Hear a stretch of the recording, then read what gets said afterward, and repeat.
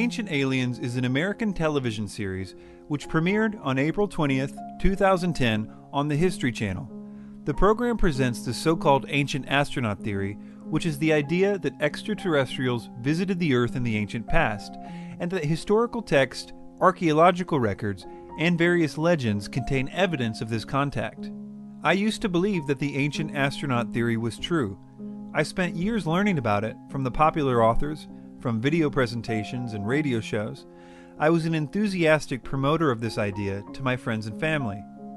Although I no longer feel that way, I want you to know that I have no personal reasons to reject this theory.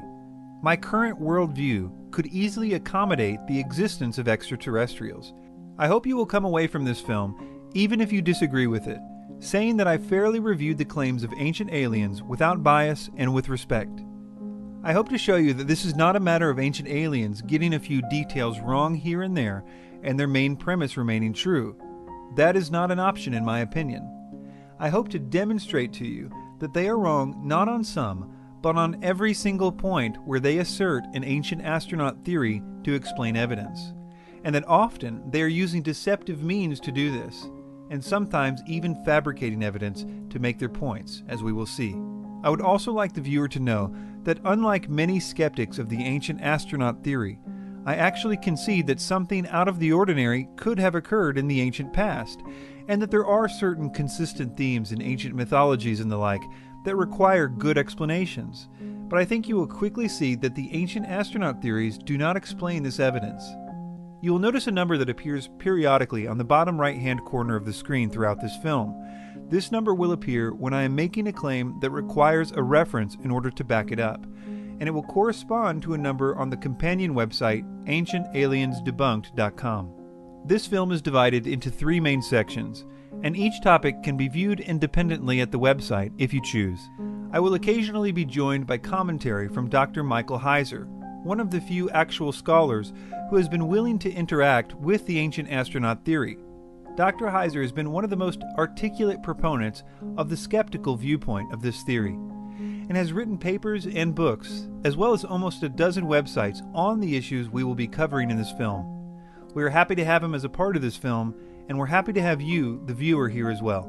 I encourage you to have an open mind and enjoy the film.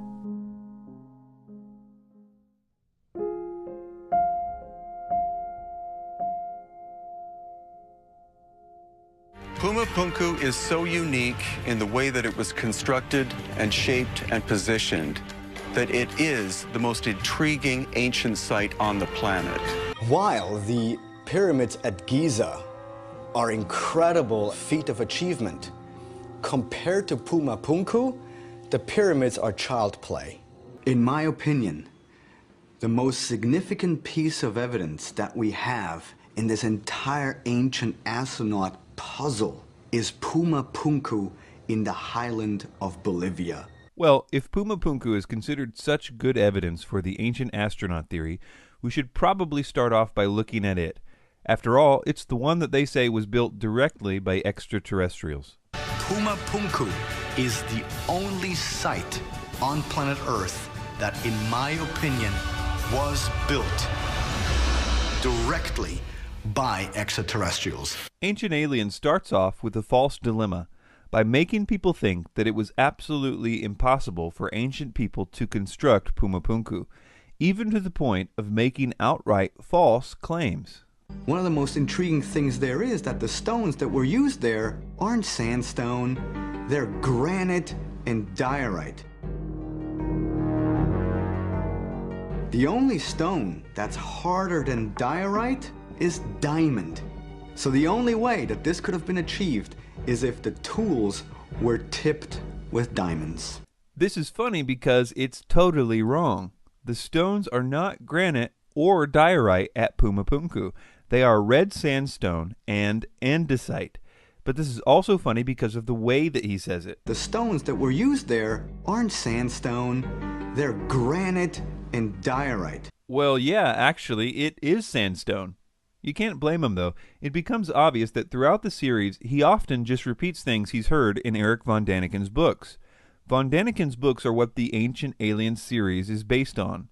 Later, we see Eric von Daniken himself make the exact same, totally wrong claim.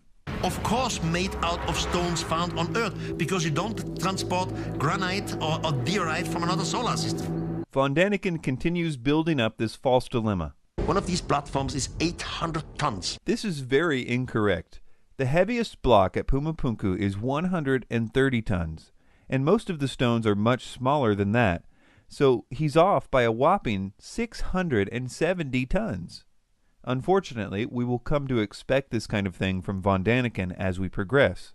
Ancient Aliens spends quite a lot of time pointing out the various features in the stonemasonry at Pumapunku, and then declaring it impossible to do without power tools. Each of these small drill holes are basically evenly spaced along this routed groove. To me, it's clear that power tools have been used on this unusual block of stone here. Well, exactly, and this surface is as smooth as a tabletop, like in your kitchen.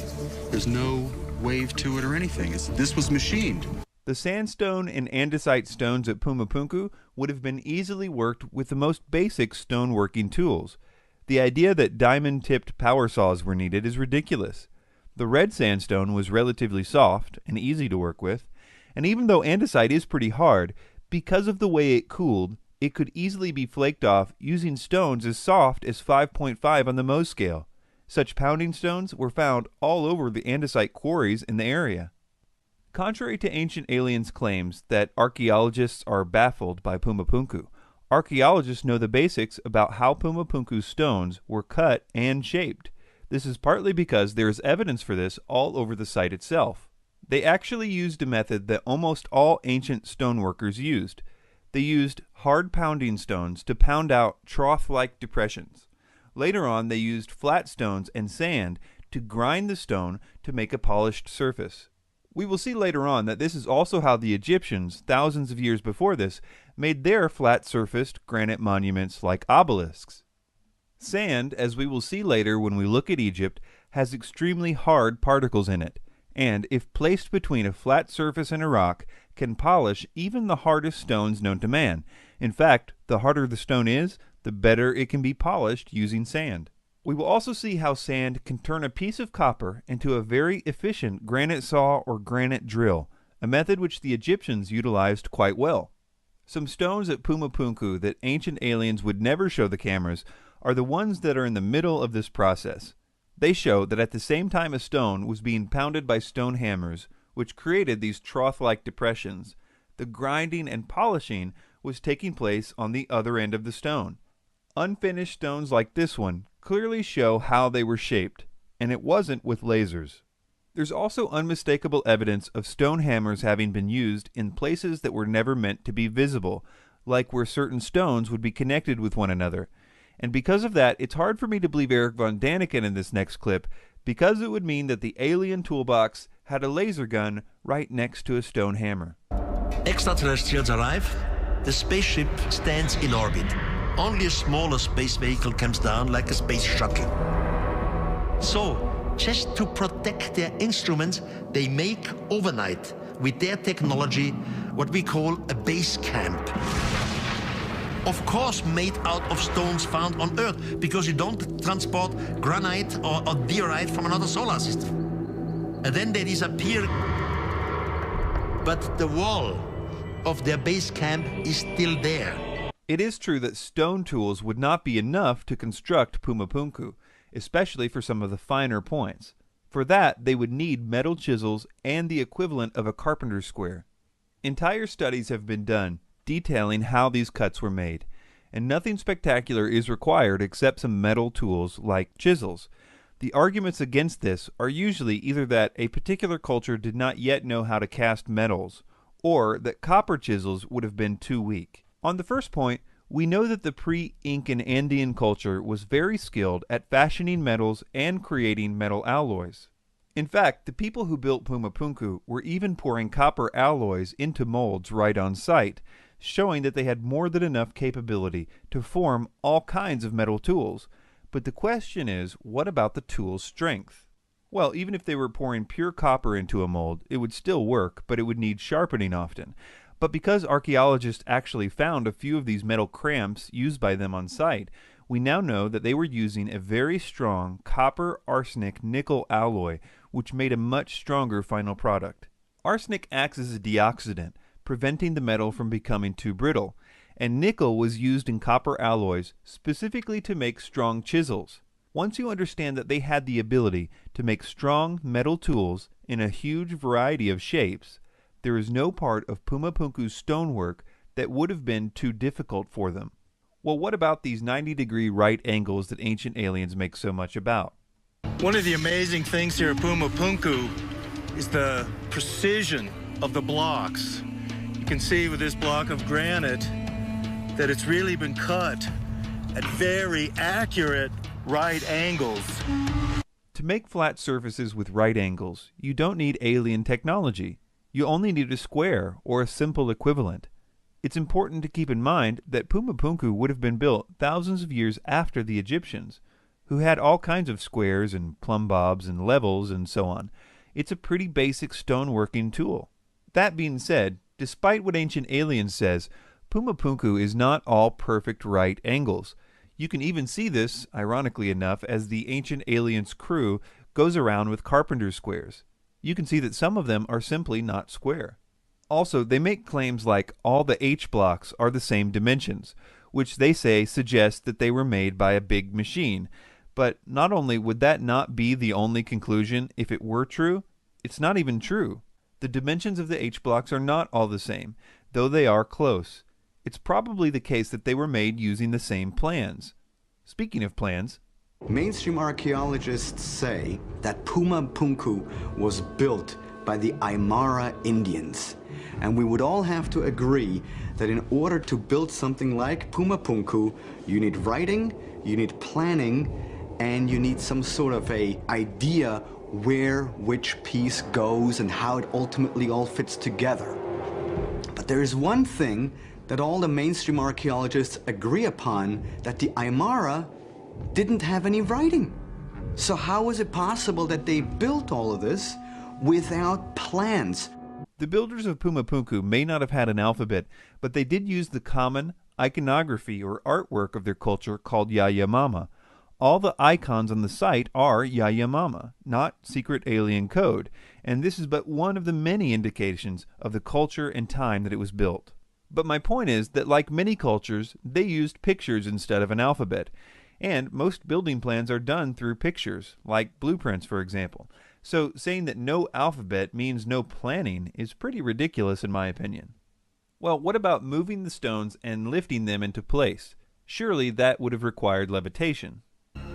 How these massive blocks of granite were moved from their quarries and brought here to Pumapunku would have required some kind of super technology. Levitation and anti-gravity. Huge lifting vehicles. Something that ancient aliens would have had. If they did know how to levitate these stones, then they put far too much effort into creating places in the stones to attach ropes to. Many stones at Pumapunku have grooves several centimeters in width and depth on two adjacent faces for holding ropes. They even had special places cut into the stones that Pumapunku scholars call hoisting grips, all very strange things to do if they could simply levitate these blocks. And to make matters worse for the ancient astronaut theory here, according to archaeologist Jean-Pierre Pratzen, who is an expert on Pumapunku, there is almost no stone at the Pumapunku site that does not have what he calls drag marks on one of its faces, where it has been, well, dragged to the site. Ancient Aliens throws up another false dilemma here. What nobody talks about is the irrefutable fact that we are at an altitude of 12,800 feet, which means we are above the natural tree line. No trees ever grew in that area, meaning no trees were cut down in order to use wooden rollers.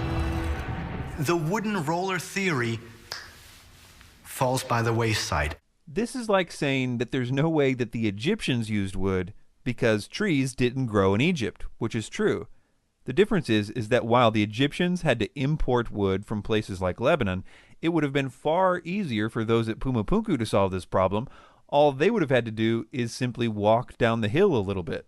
Okay, well, what about this claim? Logic does not exist at Pumapunku because there we have megalithic structures which just lie about this entire site as if ripped apart by some sort of a great force. I propose that logic still exists at Pumapunku, and that the scattered state of the complex can easily be explained. Quoting from archaeologist Alexei Vranich, quote, "The high quality of the stones made it attractive building material for houses, churches, plazas, bridges, even railways." In other words, the stones were pulled down and hauled off by locals for building material. In fact, we have the 400-year-old writings of a visitor to Pumapunku who said that the looting was in full swing even back then. He wrote that if the site was closer to town, he didn't think there would have been any stones left at all. Ancient Aliens says that Pumapunku is 17,000 years old. This is what Vranich said of this claim. Quote, "The idea that Tiwanaku is 14,000 years old is based on a rather faulty study done in 1926. Since then, there has been a huge quantity of work, both on the archaeology and the geology of the area, and all data indicates that Tiwanaku existed from around AD 300 to 500. For more information on the faulty study he's referring to here, I will quote at length from Jason Colavito, who has been debunking ancient astronaut theories for years in his books and blogs. He said the following about this claim. Quote, "Tiwanaku is not 17,000 years old. This date derives from the work of Arthur Poznański, who tried to apply archaeoastronomy to the site, but did so in ways that modern scholars do not recognize as legitimate. Poznański proposed a date of 15,000 BP, before present, i.e. 13,000 BCE, which the geniuses on Ancient Aliens misread as 15,000 BCE, adding an extra 2,000 years onto Poznański's already flawed dates. Here's what he did wrong. Poznański assumed that the Kala Sasaya temple at Tiwanaku was laid out with perfect accuracy to align to the equinoxes and solstices that he felt but could not prove were important to the Tiwanaku people. Thus, on a certain day, the sun was supposed to rise above one rock at the temple and set behind another. Ah, but which rock should we choose? Since the current ruins do not align with these celestial events accurately, he concluded that the ruins must have been built at a time when they would have aligned with that event. Since the sun and sky change positions at a predictable rate due to the gradual changes in the angle of the Earth's axis, he concluded that the Kala Sasaya temple was built in 13,000 BCE as a solar observatory, despite no other evidence of solar astronomy at the site. The long and the short of it is that Poznański assumed celestial alignments and assumed flawless construction, and then used his assumptions to prove that his assumptions were correct. Colavito also has this picture of the site with the caption, "Pick a rock, any rock, one of them must align with something."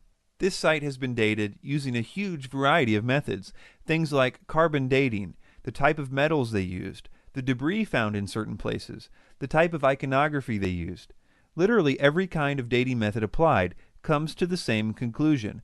It was constructed in the early Middle Ages. Before we conclude this section on Pumapunku, there are two other claims I wanted to address. The Spanish conqueror asked the Inca, the people living there, including the king of the Inca, "What is this Pumapunku?" And they all said, "It's not us. It's not our forefather who make this. This were made by the gods in one single night." Usually a king is proud about what his people did, about the precision and so on. In that case, the chief and the people said, "No, it was not us. It was the gods who made it." If you understand a little about the Incan imperial system and religion, you will understand why the Incans didn't claim the site, and even why they claimed that it had a supernatural origin.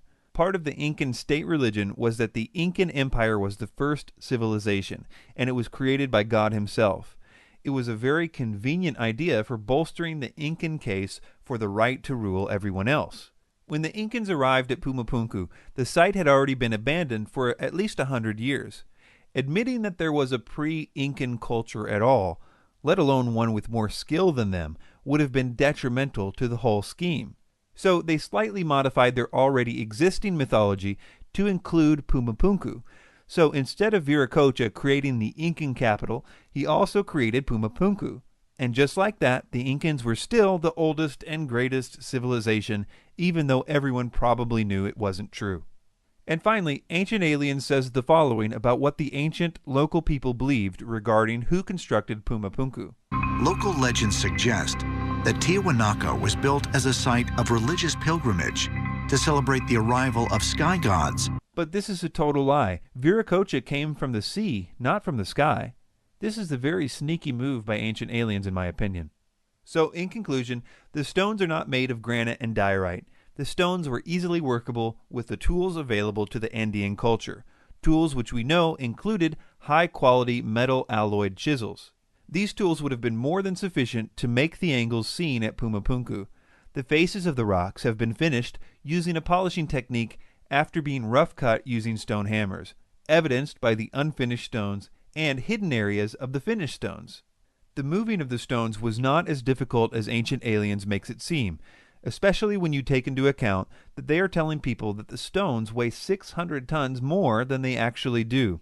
The stones have telltale drag marks and hoisting holes for ropes, all showing that they were not levitated as Ancient Aliens would have us believe. We know the culture which built this monument, and all the iconography and sculptures are consistent with that culture, and the various methods of dating that scientists use all point to the same time period. The idea that Pumapunku was from Atlantean times we now know is based on a very transparently flawed presupposition.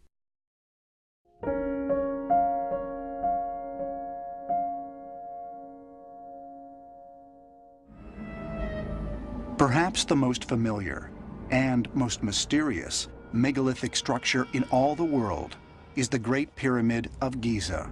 The enormous size and weight of the stones, multiplied by the sheer number of them, makes one thing certain. The construction of the Great Pyramid remains one of the greatest marvels and mysteries of architectural engineering.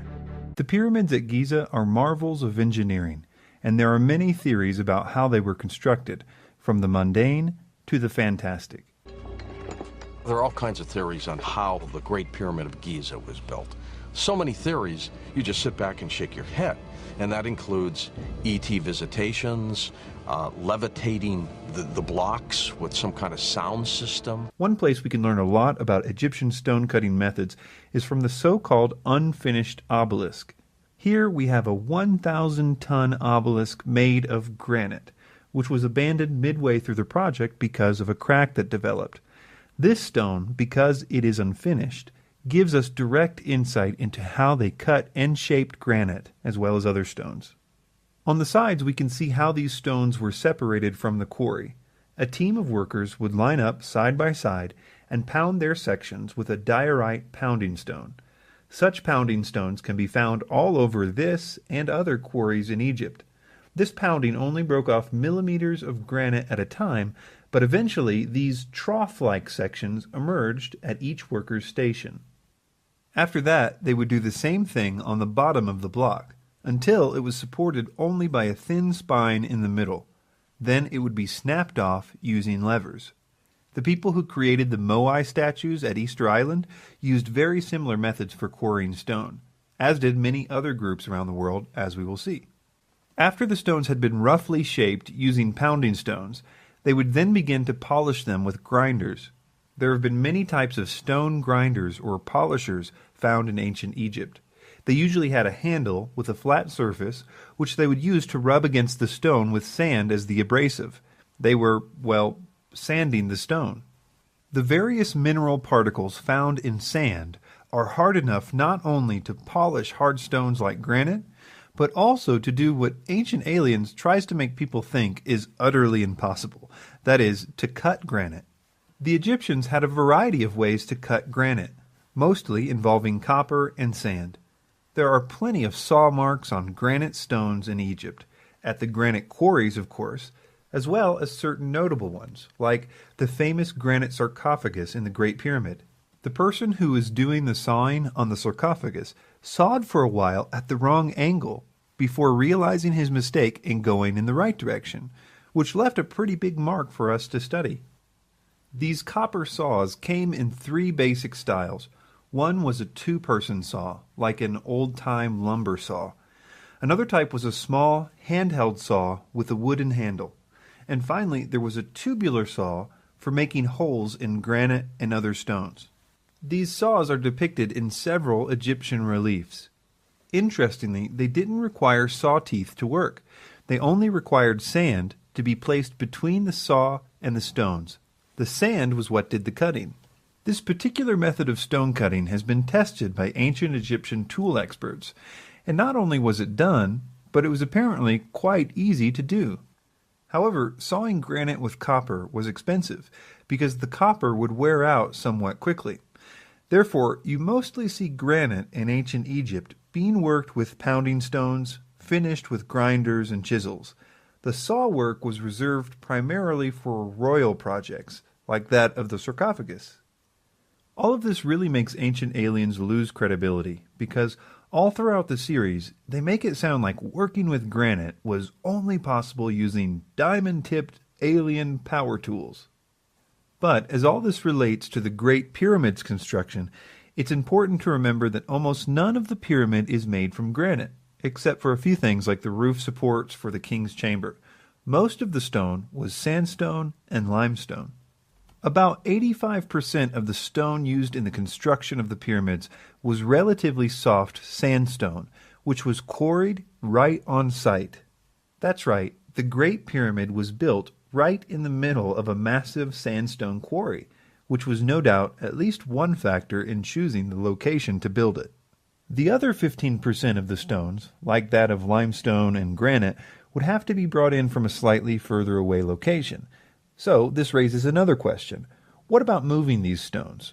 Surely the only way is by levitation, as Ancient Aliens claims. In order to really move massive amounts of stone like that, they would have had to have been levitated, somehow made weightless, and then just moved through the air by some kind of device, perhaps even a handheld kind of device, like some beam weapon. If levitation was the way that the ancient Egyptians moved stones, they had a funny way of showing it, because there are plenty of depictions of them using wooden sleds to move everything from blocks the size and shape of the ones used for the pyramid to massive 1,000-ton monuments and obelisks, all using wooden sleds. They even had a hieroglyph for the word sled, which they used often. In fact, 3 such sleds have been found intact by archaeologists, and they have all kinds of places to attach ropes to. Speaking of ropes, ropes made out of papyrus and other materials have been found in Egypt, some of them with a massive circumference, suggesting that they were used for extremely heavy objects. Boats were used for stones that needed to be imported. In fact, a channel was dug from the Nile to the construction site, so no stone had to be dragged very far anyway. So, what about the construction of the pyramids? How exactly was it done? Part of the reason that the Ancient Aliens perspective is attractive is because some of the other popular theories concerning the pyramid's construction have serious problems, such as the single ramp theory, which would have had to extend out more than a mile and would have had to have more stones in it than the pyramid itself. Another one is the spiral ramp theory. This one is problematic because some of the ledges only had about 2 feet or less to work with, certainly not enough to hold a ledge that would carry workers and stones the size of the ones used. Also, a structure like the pyramid would have had to have been constantly monitored for geometric accuracy as it progressed upwards, because being even a few inches off on a lower level could cause the top to be off by a huge amount, and a spiral ramp would have made it impossible to survey the geometric accuracy of the pyramid as it progressed. Add to this that there's no actual evidence for either of those theories, and you can see why people are looking for alternatives. While doing research for this documentary, I came across a new theory about the pyramid's construction that I had not heard before. At first I planned to mention it only briefly, but the more I heard of this theory, the more convinced I became of its validity. It was proposed not by an Egyptologist, but by an eccentric French architect named Jean-Pierre Houdin. And if Jean-Pierre is correct, knowing how the blocks were raised in the pyramid also happens to explain some of the other mysteries, like the purpose for the odd-shaped Grand Gallery, as well as the purpose of the granite blocks above the king's chamber, and why there were 3 burial chambers cut at different levels in the pyramid, 2 of which were unused. I will very briefly explain this theory, but I highly encourage you to visit the links at the website on your screen, because the specifics of this theory are something that any pyramid enthusiast should be very familiar with, in my opinion. The basic idea is that there was an internal ramp in the Great Pyramid, and workers dragged the blocks through it until they reached the corners, at which point the block was repositioned for another team to pull it up the next ramp. Also, the exterior limestone blocks with the polished finish would have been positioned and aligned first to ensure geometric accuracy, and then the sandstone blocks would have been positioned behind them as filler. This would mean that all the internal chambers, like the Queen and King's chamber, were built as the pyramid progressed upwards in the light of day. This internal ramp theory, unlike some of the others, is actually supported by quite a lot of physical evidence. For example, in the 1980s, a French team, looking for hidden chambers, conducted a full-scale gravimetric survey of the Great Pyramid, kind of like a giant X-ray map of the entire pyramid. They actually found evidence of this internal ramp through their study, but they had no idea what to think of the spiral pattern they saw at the time, so they simply filed it away until they heard about Jean-Pierre's internal ramp theory 14 years later. In addition, there is this notch high up on the Great Pyramid, which, according to Jean-Pierre, rests exactly on the 7% grade where you would expect to find the internal ramp, and would be at the exact place where the workers would have lifted the blocks and changed the direction for the pullers. Bob Breyer, an Egyptologist who was working with Jean-Pierre, was only allowed a few minutes to survey this notch and take a few pictures and measurements. They found that there was indeed a large space behind these stones, and they made extensive computer models with the pictures that were taken. As of 2012, the team is still waiting for clearance from the Egyptian authorities to conduct a full-scale survey of this notch. But perhaps even more interesting than this is the purpose for the Grand Gallery and the granite stones above the king's chamber. I mention them together because, according to Jean-Pierre, they are intimately connected. First, it's important to know the main difference between the Great Pyramid and the other 2 pyramids at Giza is that the Great Pyramid's burial chamber was inside the pyramid. The other 2 were underground, cut directly into the bedrock, which meant that in those 2 pyramids they did not have to worry about the hundreds of thousands of tons of stone above it collapsing onto the tomb. The Great Pyramid was different. Its chambers were in the middle of the pyramid, and because of this, the designer had to get creative to prevent the stones from collapsing in on the chambers. In earlier pyramids in the area, this had been accomplished using a stone roof that came together at an apex, which distributed the weight of the blocks away from the chamber. But for the Great Pyramid, the designer wanted to be more ornate, opting for a flat roof in the king's chamber, which would have easily collapsed if he didn't find a way to distribute the weight of the stones above it away from the roof. He ingeniously added a series of large granite blocks, spaced out evenly above the chamber, capping those stones with the same apex roof idea from the earlier pyramids, which distributed the weight safely away from the king's chamber ceiling. This did indeed solve the problem of the weight of the stones collapsing the chamber, but it caused another problem. How could you get those granite stones up there for placement? They would have been too big for the internal ramp, and too heavy even at a 7% incline. For the solution, we look to the Grand Gallery. The Grand Gallery has puzzled Egyptologists ever since it was discovered. It's such an odd shape, and it doesn't seem to make sense to construct it the way it's constructed if it's simply a path to get from point A to point B. This has led to much speculation about its purpose. Jean-Pierre has proposed that the Grand Gallery was used as a massive counterweight system, where a wooden trolley was loaded with stones and rigged with ropes, and was used to provide the force to lift the heaviest objects. Basically, it was the equivalent of a freight elevator. There's actually a lot of physical evidence for this too, and it explains all kinds of peculiar details about the Grand Gallery. For example, the odd holes in the so-called benches of the Grand Gallery were used to connect a wooden guide system for the trolley. It also explains why there are remnants of grease as well as scratches along the bottom of the chamber where the trolley would have rubbed against the stone. It was apparently lubricated to make it run smoother. It explains the odd way the stones were worn at the top of the so-called step of the Grand Gallery, exactly where the ropes would have had to be. This area has now been cemented over to make a step, but you can see in the old pictures what it looked like when the first explorers arrived. This freight elevator would have required a small external ramp, which there is some evidence for, and even those who oppose the long, single ramp theory agree that there probably was a small ramp at the beginning of the construction. This ramp would have been dismantled after the completion of the king's chamber, and the stones would have been dragged up the internal ramp to finish the rest of the pyramid. Jean-Pierre and his team have made a lot of converts to this idea, including a number of well-respected Egyptologists and pyramid experts. But as of 2012, they are still in the final stages of being approved by the Egyptian government for more work on the site. Houdin's idea of an internal ramp, I think, is coherent. I think there's good circumstantial evidence for it. If you have watched the National Geographic special on his view, I think you would agree that there is good circumstantial evidence for it. It has a lot of explanatory power for a lot of the fundamental questions. And I think it's important because Houdin's theory depends on a very simple idea in engineering, both in the ancient world and in today's world, and that is the use of weight and counterweight, using the weight of one object to lift an object of greater weight. Whether or not this theory proves to be perfectly true in every respect will hopefully soon be seen. But I at least hope that by now most of us can see that these construction techniques are well within the capability of mankind to conceive of and to do without the intervention of aliens.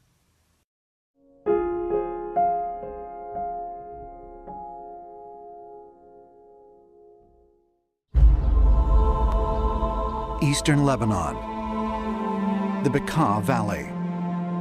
Here, at this archaeological site, stand the ruins of Heliopolis, built in the 4th century BC by Alexander the Great to honor Zeus. But beneath the Corinthian columns and remnants of both Greek and Roman architecture lie the ruins of a site that is much, much older. According to archaeologists, it dates back nearly 9,000 years. The ancient city of Baalbek, named after the early Canaanite deity Baal. And so because it was already sacred to the god Baal, then later the Greeks and the Romans then would build temples on this very same spot.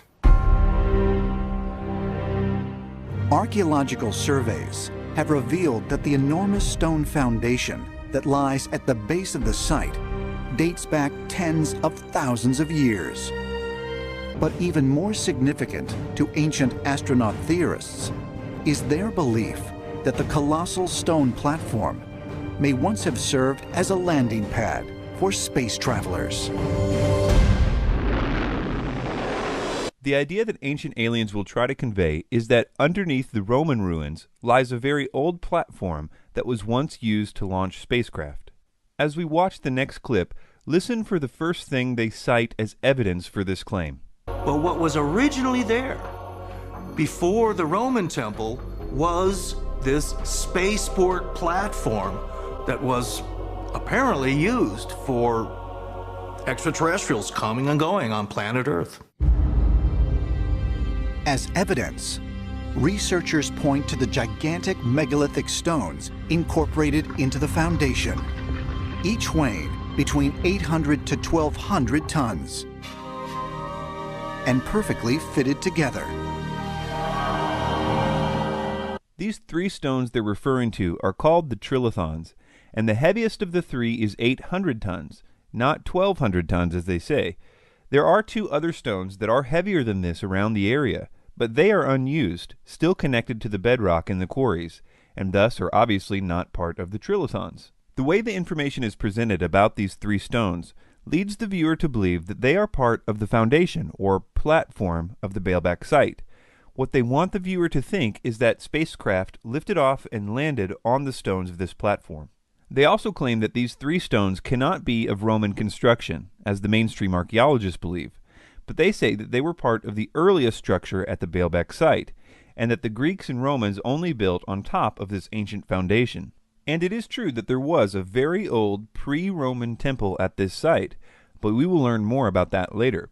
Our focus at the moment is the Trilithon stones. Ancient Aliens says that these 3 stones are the real mystery of Baalbek.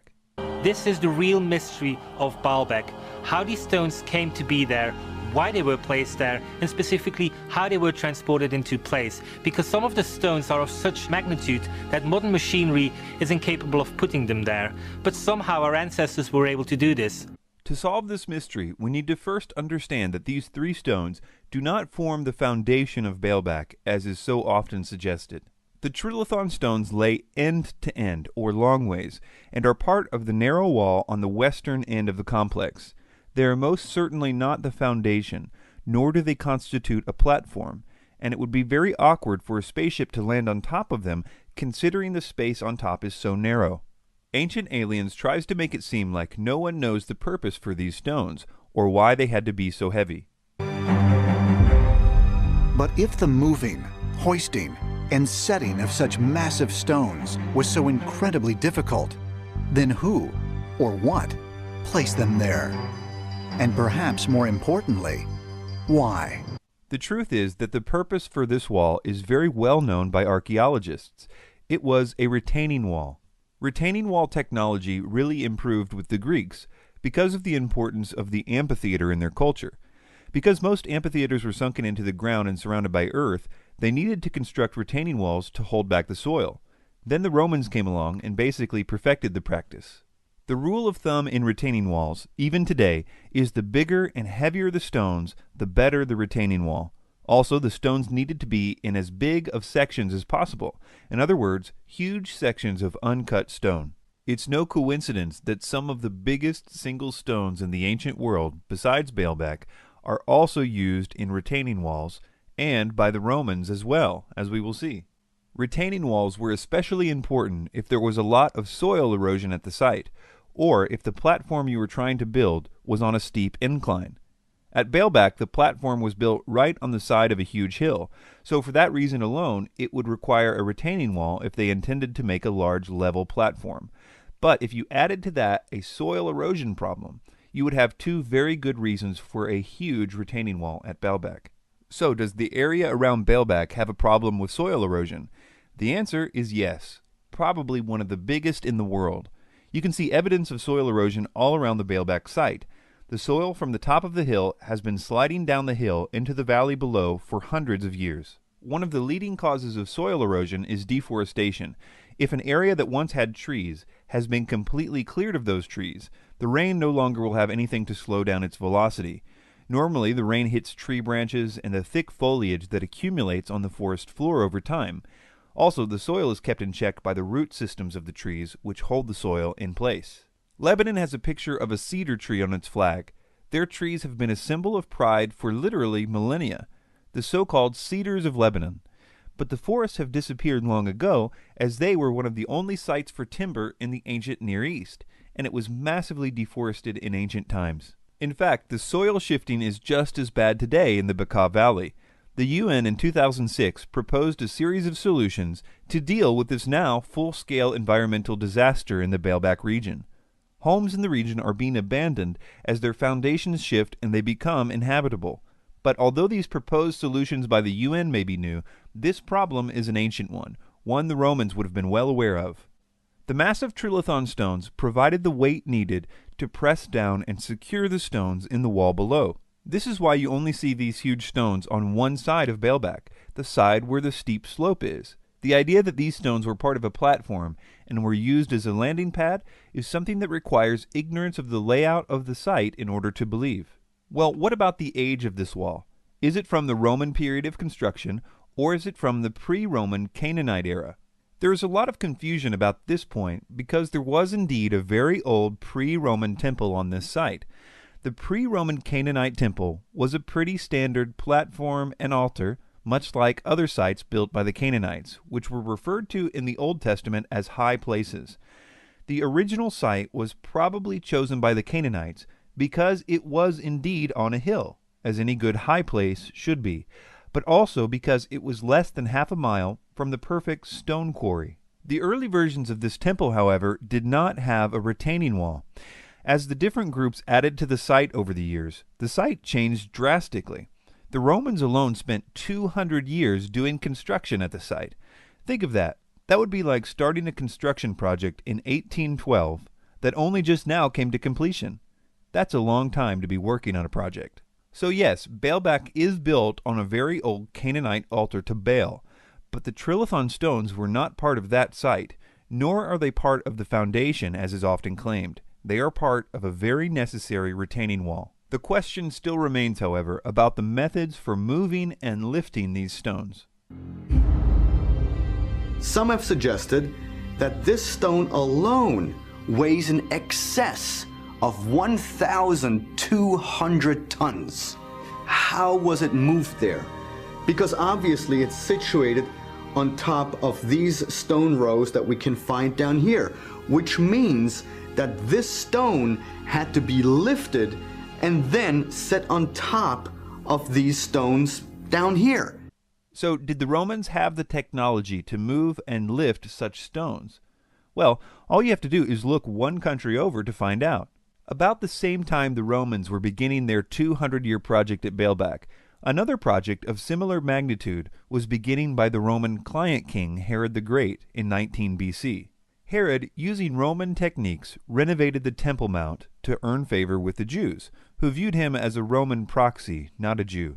The expanded version of the temple was double the size of the original, but in order to make this expansion, he had to incorporate part of the hill to the northeast, which meant that he had to construct a massive retaining wall in order to hold back the force of the earth in order to build the massive platform. There is a portion of this retaining wall still standing today, and it contains the second largest set of single stones next to Baalbek. Just like Baalbek, there are several of these stones lined up to form the wall and to provide the weight and size needed to hold back the earth. They call the four largest stones the master course. The weight of the heaviest one is 630 tons, only a little over 100 tons less than Baalbek's biggest stone, and no one denies that these stones were cut, moved, and lifted to perfection using Roman and local techniques. As a side note, it's tempting to think that the holes visible in these stones were used for lifting, but these holes were cut after the stones were placed. They were used to hold plaster in place for certain water projects and only go a few inches deep. Anyway, is it really logical to believe that the Romans could cut, move, and lift 630-ton blocks for retaining walls just fine, but if you added another 100 tons, it would require alien technology? We know that the Romans, about this same time, had taken a liking to Egyptian obelisks. They started dragging these obelisks back to Rome in large numbers, and Rome was hundreds of miles by land and sea from Egypt, whereas Baalbek was less than a mile from the quarry. Some of these obelisks were almost 500 tons, so the Romans had a lot of opportunities to get good at moving stones about the same size and shape of the trilithon stones. There are even Roman descriptions of the process of moving obelisks by Marcellinus Comus, as well as reliefs such as the one on the bottom of the Theodosius obelisk in Istanbul. The ancient Roman writings of Marcus Vitruvius Pollio describe in detail many of the Roman technological advantages, like pulleys, which would reduce the force needed by half for each pulley used. He even described their ingenious way of moving stones by constructing huge oak wheels on either end of the block, whether they were round like pillars or huge rectangular stones like the trilithons. They would then be pulled by oxen to the site. So what about the lifting of the trilithon stones at Baalbek? Some make the point that the trilithon stones do not have Lewis holes in them like many of the other Roman stones at Baalbek. Lewis holes is the name for the holes that the Romans would drill in the stones for lifting with their cranes. Yes, the Romans had cranes, and although their cranes only had a 5-ton capacity, often they would combine many of them together, which would obviously give them a greater capacity. So why don't these 3 stones contain these holes, like all the rest of the stones at Baalbek? Well, first of all, I wouldn't be so sure that they don't. No one has ever seen what is on the ends of these stones. It may very well be that they decided against a straight-up or dead lift of the trilithon stones because of their weight, and instead decided to lift up only one side of the stone. You would really only need to lift it high enough and long enough to get even the smallest brace underneath it, because at that point you would have a number of mechanical advantages and therefore options. For example, watch as this man makes a Stonehenge in his backyard all by himself using a simple counterweight method. I've tried to do this without any mechanical machinery at all. I've used mostly sticks and stones for my equipment. No pulleys, no hoist, no metal levers. Just try to use gravity too, I believe is my favorite tool. Whoop. The first goal is getting this block 3 feet off the ground. In order to move it up to this point, I just rock the block back and forth, adding weight to that end, and that opens a gap on this side, and just slide a board in. Then I add the weight to that end, there she goes, and slide a board in on this end. This shoring box acts like a jack, slowly raising the block. But it's not really even necessary for them to have been lifted. A French paper written by Jean-Pierre Adam meticulously details how the stones could have been moved using the specifications provided by Marcus Vitruvius Pollio by constructing roads underneath the stones on rollers, and the roads were raised to lead to the exact place of their placement, which was easy at Baalbek because of the terrain, so it wouldn't require any lifting, and then using man-powered drums and a system of capstans to pull the stones along the road. This method would have only required 144 workers to accomplish. It's also helpful for people to remember that the largest stone ever moved in the world is the so-called Thunderstone in Russia, moved in the 1700s using no modern equipment. This stone is 1.5 tons larger than the largest trilithon stone, and we know that moving it didn't require any alien technology. Well, what about this claim? What's really interesting about Baalbek is it's always been known as the landing place. There's an actual text from Sumerian times called the Epic of Gilgamesh. Gilgamesh actually claims to have seen rockets descend and ascend from Baalbek, the landing place. These claims come directly from the writings of Zecharia Sitchin, and they are totally untrue. Baalbek was not called the landing place, and the Epic of Gilgamesh never speaks of rockets ascending and descending anywhere in it. If you're going to make these assertions, okay, I would want the passage. I want to see the passage in Gilgamesh that names Baalbek specifically. Okay, I'm naturally skeptical that there is such a passage, but if you're going to make this claim, you have to be able to establish with certainty, not even just a general region. You have to establish with certainty that these are the stones, or that these stones are what is being referred to in any given text. Sitchin, when making this claim in his book, never tells the reader where they can find this in the Epic of Gilgamesh. This is probably because it makes it harder for the reader to check his facts. Yeah, I have personally found the writings of Sitchin very frustrating from the perspective of a scholar and an academic, which is what I am. It's sort of reflexively what I look for. It's very hard to follow his trail because he just doesn't cite sources. Even if he cites a source, for instance, an ancient text, he doesn't give you sort of the chapter and verse. He doesn't give you the tablet numbers, the line numbers, and I have to look at it and say it's either really lazy or he doesn't want you to be able to check up on him. It's one or the other. I will link the actual section of the Epic as well as a link to the online resources to check the Sumerian text for yourselves at the website ancientaliensdebunked.com. Nowadays, all the Sumerian tablets, including their own dictionaries, are searchable online. Yes, the Sumerians wrote their own extensive and detailed dictionaries, so we don't have to trust Sitchin or anyone else. We can basically just ask the Sumerians what they thought a word meant. And it becomes painfully obvious to anyone that cares enough to look that Sitchin was at best totally incompetent as a translator, and at worst a scam artist. See SitchinIsWrong.com to begin your journey in losing any confidence in the so-called translations of Zecharia Sitchin. In conclusion, the trilithon stones are part of a necessary retaining wall, not a foundation, and such walls were common to the Greeks and Romans. The retaining wall was not part of the simple, original, much smaller temple at Baalbek, and we know from other retaining walls of similar size, built by the Romans at the same time and in the same area, that they were more than capable of moving and placing stones of that size and shape, also evidenced by their ability to move obelisks. This is especially true if you gave them over 200 years in which to do it.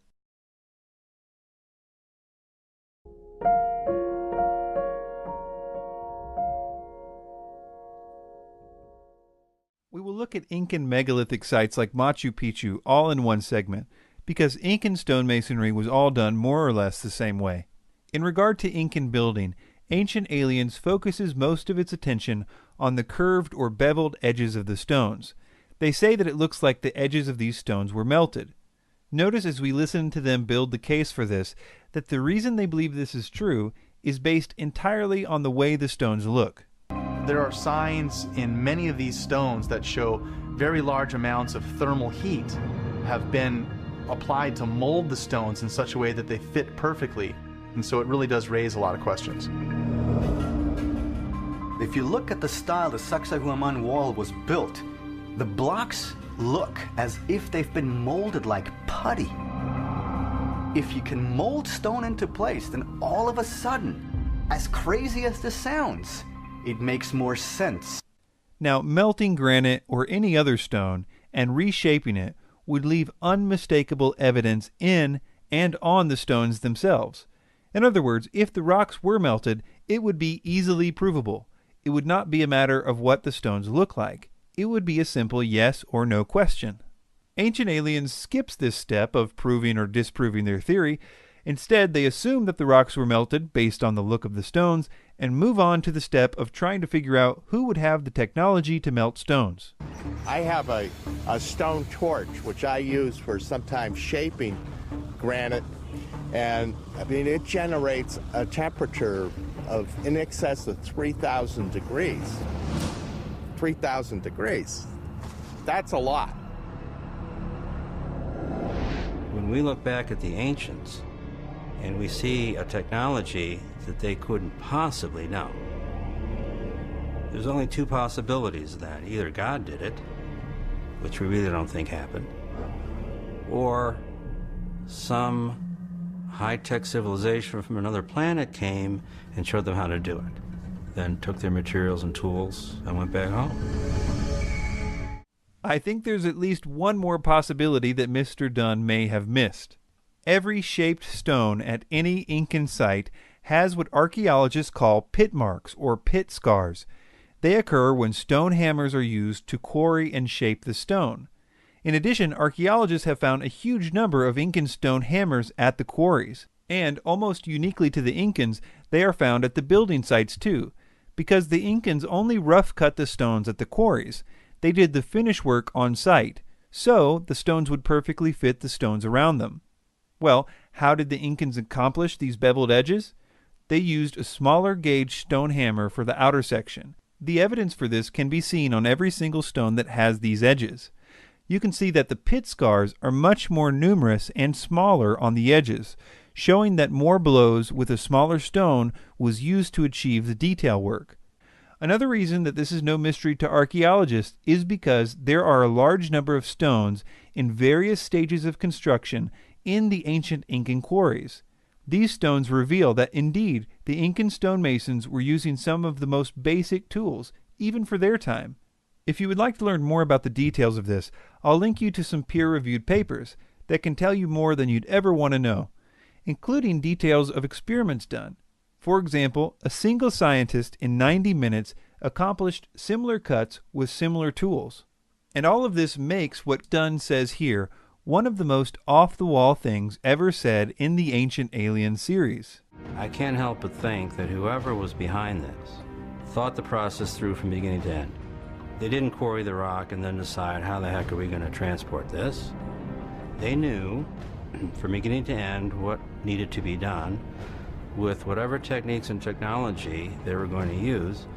In industry today, there's a kind of an adage, keep it simple, stupid. Based on his experience, Mike Dunn believes the simplest way to build the Great Walls of Machu Picchu would have been to transport small rocks to the site, then melt them, and use molds to fashion the exact size and shape needed. So he says it's more simple to melt the granite, something so complicated that we don't really even know how to do it today.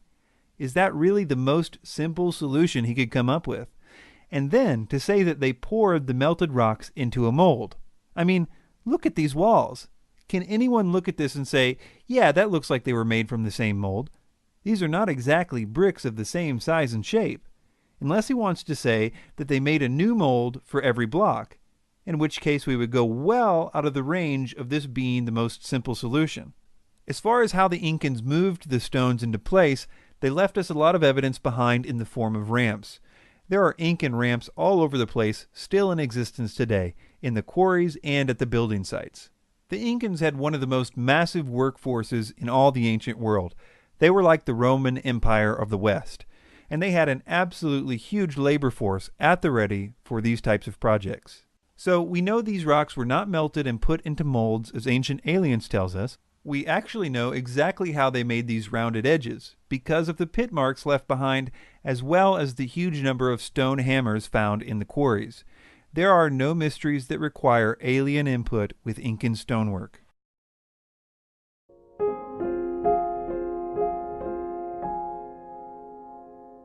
Many people are familiar with these images of stone heads, called moai by the locals.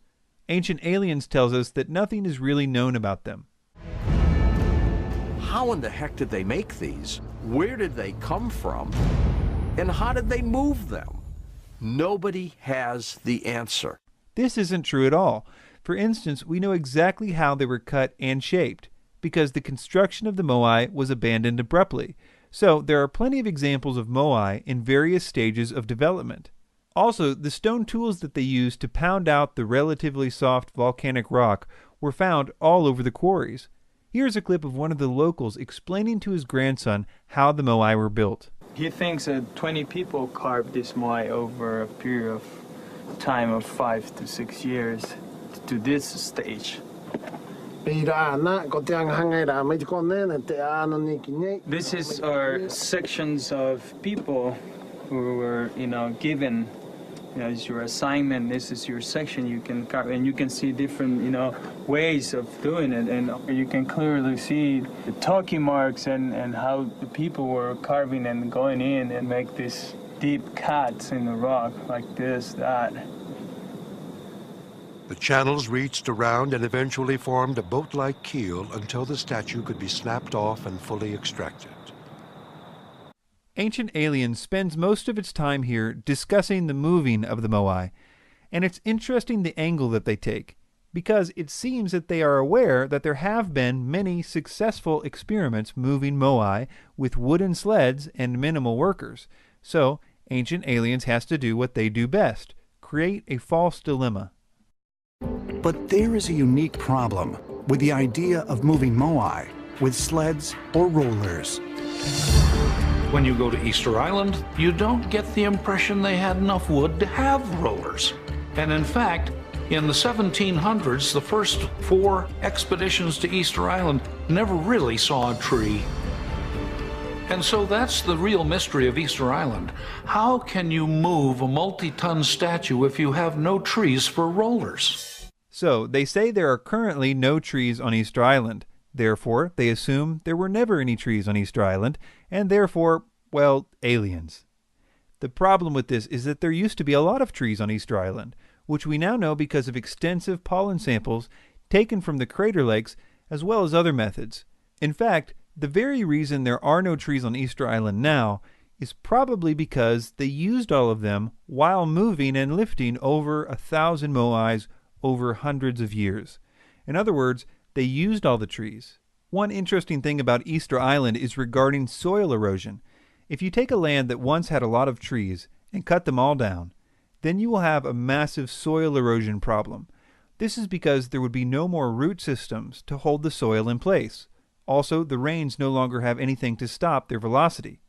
The soil erosion at Easter Island is so notorious that if you type soil erosion into a search engine, you will see that the Wikipedia page has a picture of Easter Island. Some of the moai actually have full bodies, they're not just heads, but because of soil erosion, even in a very short time, they have been covered up to their necks in soil. This is a direct result of the land being completely deforested. So we know for sure how these moai were cut and shaped, that is, with simple tools which are found all over the quarries. And we know that if they had trees on Easter Island, then there are no problems with moving them and prying them into place. And Easter Island used to have a lot of trees before their fascination with creating moai exhausted their supply.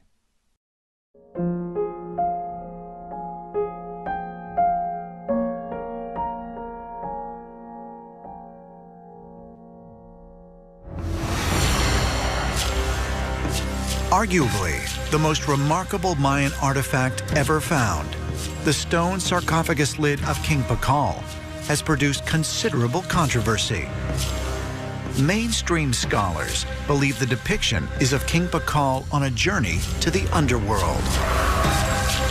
But ancient astronaut theorists believe the king is portrayed seated at the controls of a spacecraft and have dubbed him the Palenque astronaut.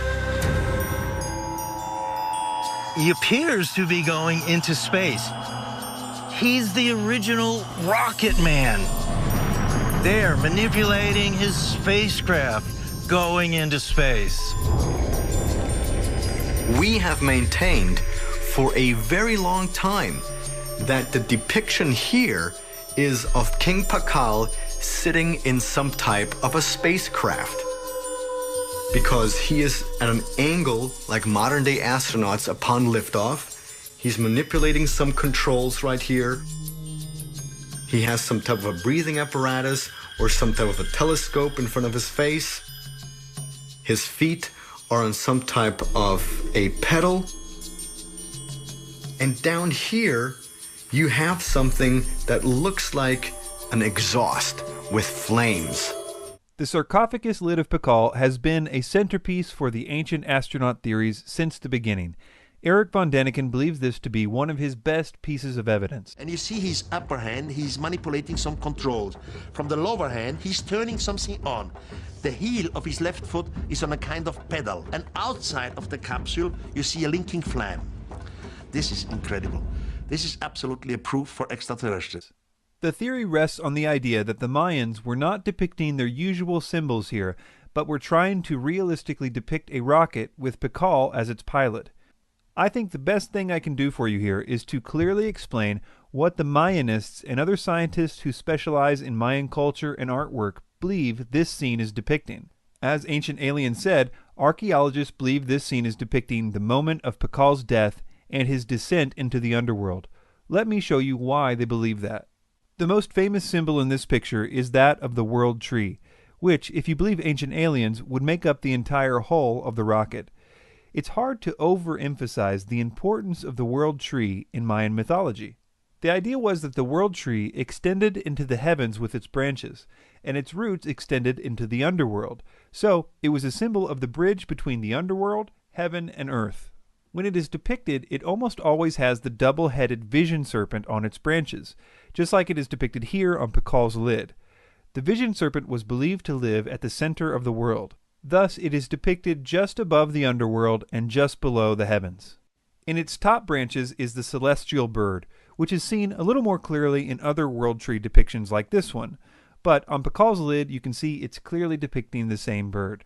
The celestial bird represented the heavens, and thus was pictured on top of the World Tree. What Ancient Aliens says is the exhaust or fire from the rocket's takeoff is the roots of the World Tree extending into the underworld, which is not just typical for the depictions of the World Tree, it's pretty much a requirement. In the underworld, we see a picture of the Mayan sun monster, which Pakal is riding into the underworld. The idea was that every time the sun set, it was actually traveling into the underworld, where it would die, like everything else in the underworld. You can even see the bottom half of the sun's face was a skeleton, while the top half still had flesh and had not yet died. This too is a common theme showing the moment of transition. So Pakal is hitching a ride on the sun into the underworld. Even the so-called smoke is easily explained when you understand Mayan symbols. In Mayan art, whenever you see a so-called traveler, which is a person in transition from one world to the next, there must be something that is making that travel possible. Sometimes it's a twisted umbilical cord, but almost always it's a serpent, often a double-headed serpent. In other words, being in the mouths of double-headed serpents was a symbol of transition from one world to the next. You can see that the so-called smoke is actually the traditional serpent's beard, which appears on almost every depiction of a serpent in Mayan art. Now that you have an idea about what the scholars believe about this, let's look at some of Ancient Aliens' specific claims. He's manipulating some controls right here. They say his hands are manipulating some controls, but if you look closely, his right hand isn't touching anything at all, and the thing to its right is not connected to the tree any more than any of the other floating design elements in the picture. His left hand could be said to be manipulating controls more than his right, but you would have to say that all these marks on the tree are controls too, which in reality is probably the bark of the world tree, which was modeled after the ceiba tree, which had a very unique bark and thus was usually depicted in some way or another in world tree art. The odd position of Pakal's hands in this image is really what all the fuss is about. In the 1970s video refutation of the ancient astronaut theories, the Mayan expert in that film made the point that the hands in Mayan art are often depicted in delicate positions. The Maya like to show hands in rather delicate gestures. Such gestures are common in Mayan art. There are similar examples on the side of the slab. As far as the claim about his foot being on a type of pedal, I would have to say that if that is how aliens design pedals, then we are far more advanced in pedal technology than they are, because that may be the worst angle to put any kind of foot pedal. Plus, there are other reliefs of Mayans in the underworld on similar slabs with their feet in similar positions, but without the rocket. Well, what about this so-called breathing tube for his nose? Well, it doesn't connect to anything, and if you look closely, the thing it could potentially connect to is also represented on the other side of the lid, and is clearly a stylistic element of the vision serpent. What it actually is a nose piercing, particularly a bone. Here, an earring suspended from a pierced ear, a nose plug, which has the elements of death because it takes the form of a fleshless bone. Finally, consider the context that we find this image. It's on a coffin lid, so the mainstream view is perfectly in line with that, and the whole concept was common in Mayan burials.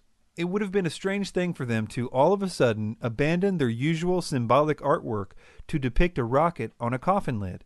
The fact is that the symbols on the sarcophagus lid are really consistently used. Often the symbols are even explained in the extensive Mayan writings. These symbols fit perfectly with what we know about their beliefs about the world and the afterlife.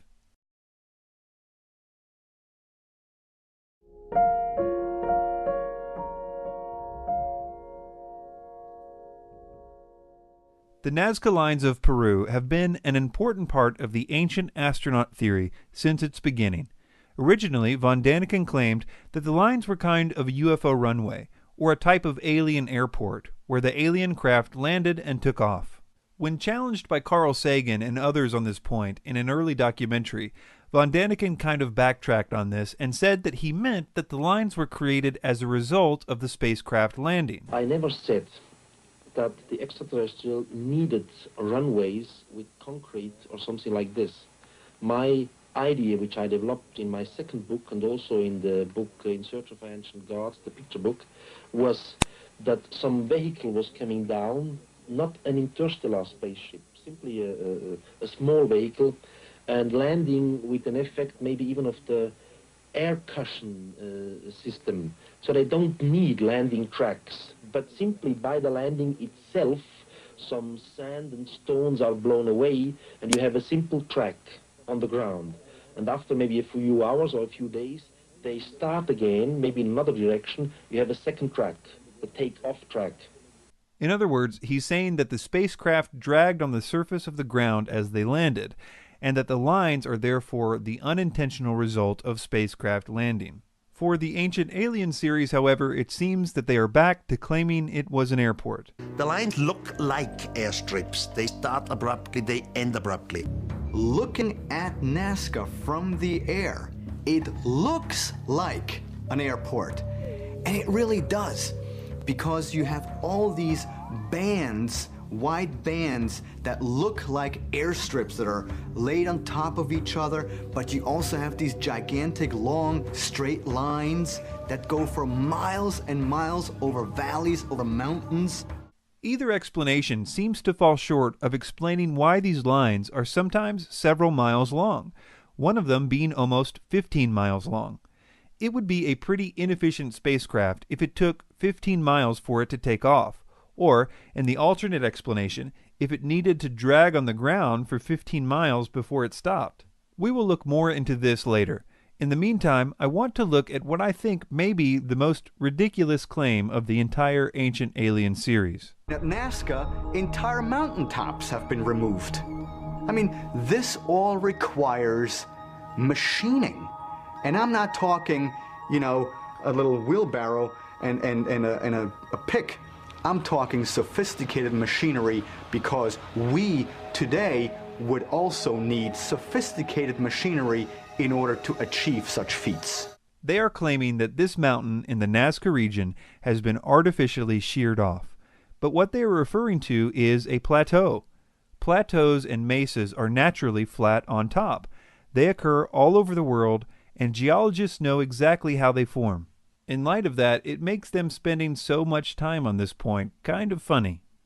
There the mountain's cap runs up from both sides. Here it was flat. This is absolutely incredible. This is one of the most craziest pictures I made about Nazca. The crazy thing is, the rubble, the remains of that summit or that mountaintop, gone. It's nowhere. It's not in the valley down below. It's nowhere in the region. What happened to it? Okay, moving on to the lines. Nazca doesn't just have straight lines. There are also several images of animals, such as monkeys, spiders, fish, jaguars, llamas, lizards, and dogs. Contrary to what Ancient Alien says, the way that they were made is very well known. In fact, it's ridiculously simple. They simply moved the reddish-brown iron oxide-covered pebbles that cover the surface of the Nazca Desert out of the way. When the gravel is moved, the layer underneath is exposed, which is much lighter, and the contrast of the two colors creates the Nazca line. If you were in the Nazca Desert, you could create a Nazca line by running your finger over the surface of the ground. It would probably stay there for hundreds of years, too, because the Nazca Desert is one of the driest places in the world, and it almost never receives rain. If it did, the lines would have been washed away long ago because they are so superficial. Well, if these lines aren't an alien airport, what are they? What is known are the basic beliefs about religion in the ancient Nazca culture. Likely related to the arid and extreme nature of their environment, Nazca religious beliefs were centered around agriculture and fertility. Much of the Nazca art depicts powerful nature gods, such as the mythical killer whale, the harvesters, and the mythical spotted cat, etc. Essentially, they worshipped gods represented by animals, which they thought controlled things like water and crops. I might add that they were super serious about this too. So serious that they decapitated lots and lots of humans in order to appease these nature gods. I think it's fair to say that the Nazca people were obsessed with beheadings. On their pottery, it depicts crops growing from severed heads, and there are other things too that show the connections that they believed severed heads had to good crops. All that to say that these people were dead serious about farming, and if you're serious about farming, you must also be serious about water. And if you are farming in the desert, then it's off the charts how serious about water you would be. I mention this because it helps to explain what the Nazca lines likely are. First, let's take the depictions of animals. For the most part, all of these animals can also be found depicted in Nazcan pottery. They were the Nazca gods of water and fertility. If you asked an ancient Nazcan what they believed about the world and how it worked, they would likely say something like, "We take hallucinogenic drugs, we cut off a lot of heads, all in hopes that the monkey spirit will help us have some good crops this year." That just isn't what you would expect to hear if these people were smack dab in the middle of a massive mining operation conducted by UFO flying spacemen. There should be some hint of that in their mythology, if it were true. But if it is true, they apparently couldn't have cared less based on their lack of any indication in their belief system. Moving on to the actual lines. In order to understand these, we need to know a few more facts. One aspect of the Nazcan religion was huge pilgrimages. Massive amounts of Nazcans would walk to certain holy sites throughout their year. There they would participate in big religious events. The main place that they walked to was a place called Cahuachi, very near the Nazca lines. For a long time, archaeologists thought that it was the biggest Nazcan city ever found. But slowly they realized that it was never a place of permanent residence, but was only a place for all the pilgrims to converge. And what they did after they all walked there was, well, do some more walking. These walks are called processions when they are in a religious context. In the Nazcan culture, everyone got together and walked on these specific paths. The idea was that by getting everyone together and doing these rituals, they could appease these water gods. And even when the straight lines were not directly above underground water reservoirs, they were leading to mountains and other sites which were associated with the water gods, where the people would then worship those gods. So, in conclusion, the mountains weren't shaved off, the idea that it was an airport makes no logical sense, and the symbols and rituals which were a huge part of the Nazcan culture more than explain the so-called Nazca Lines.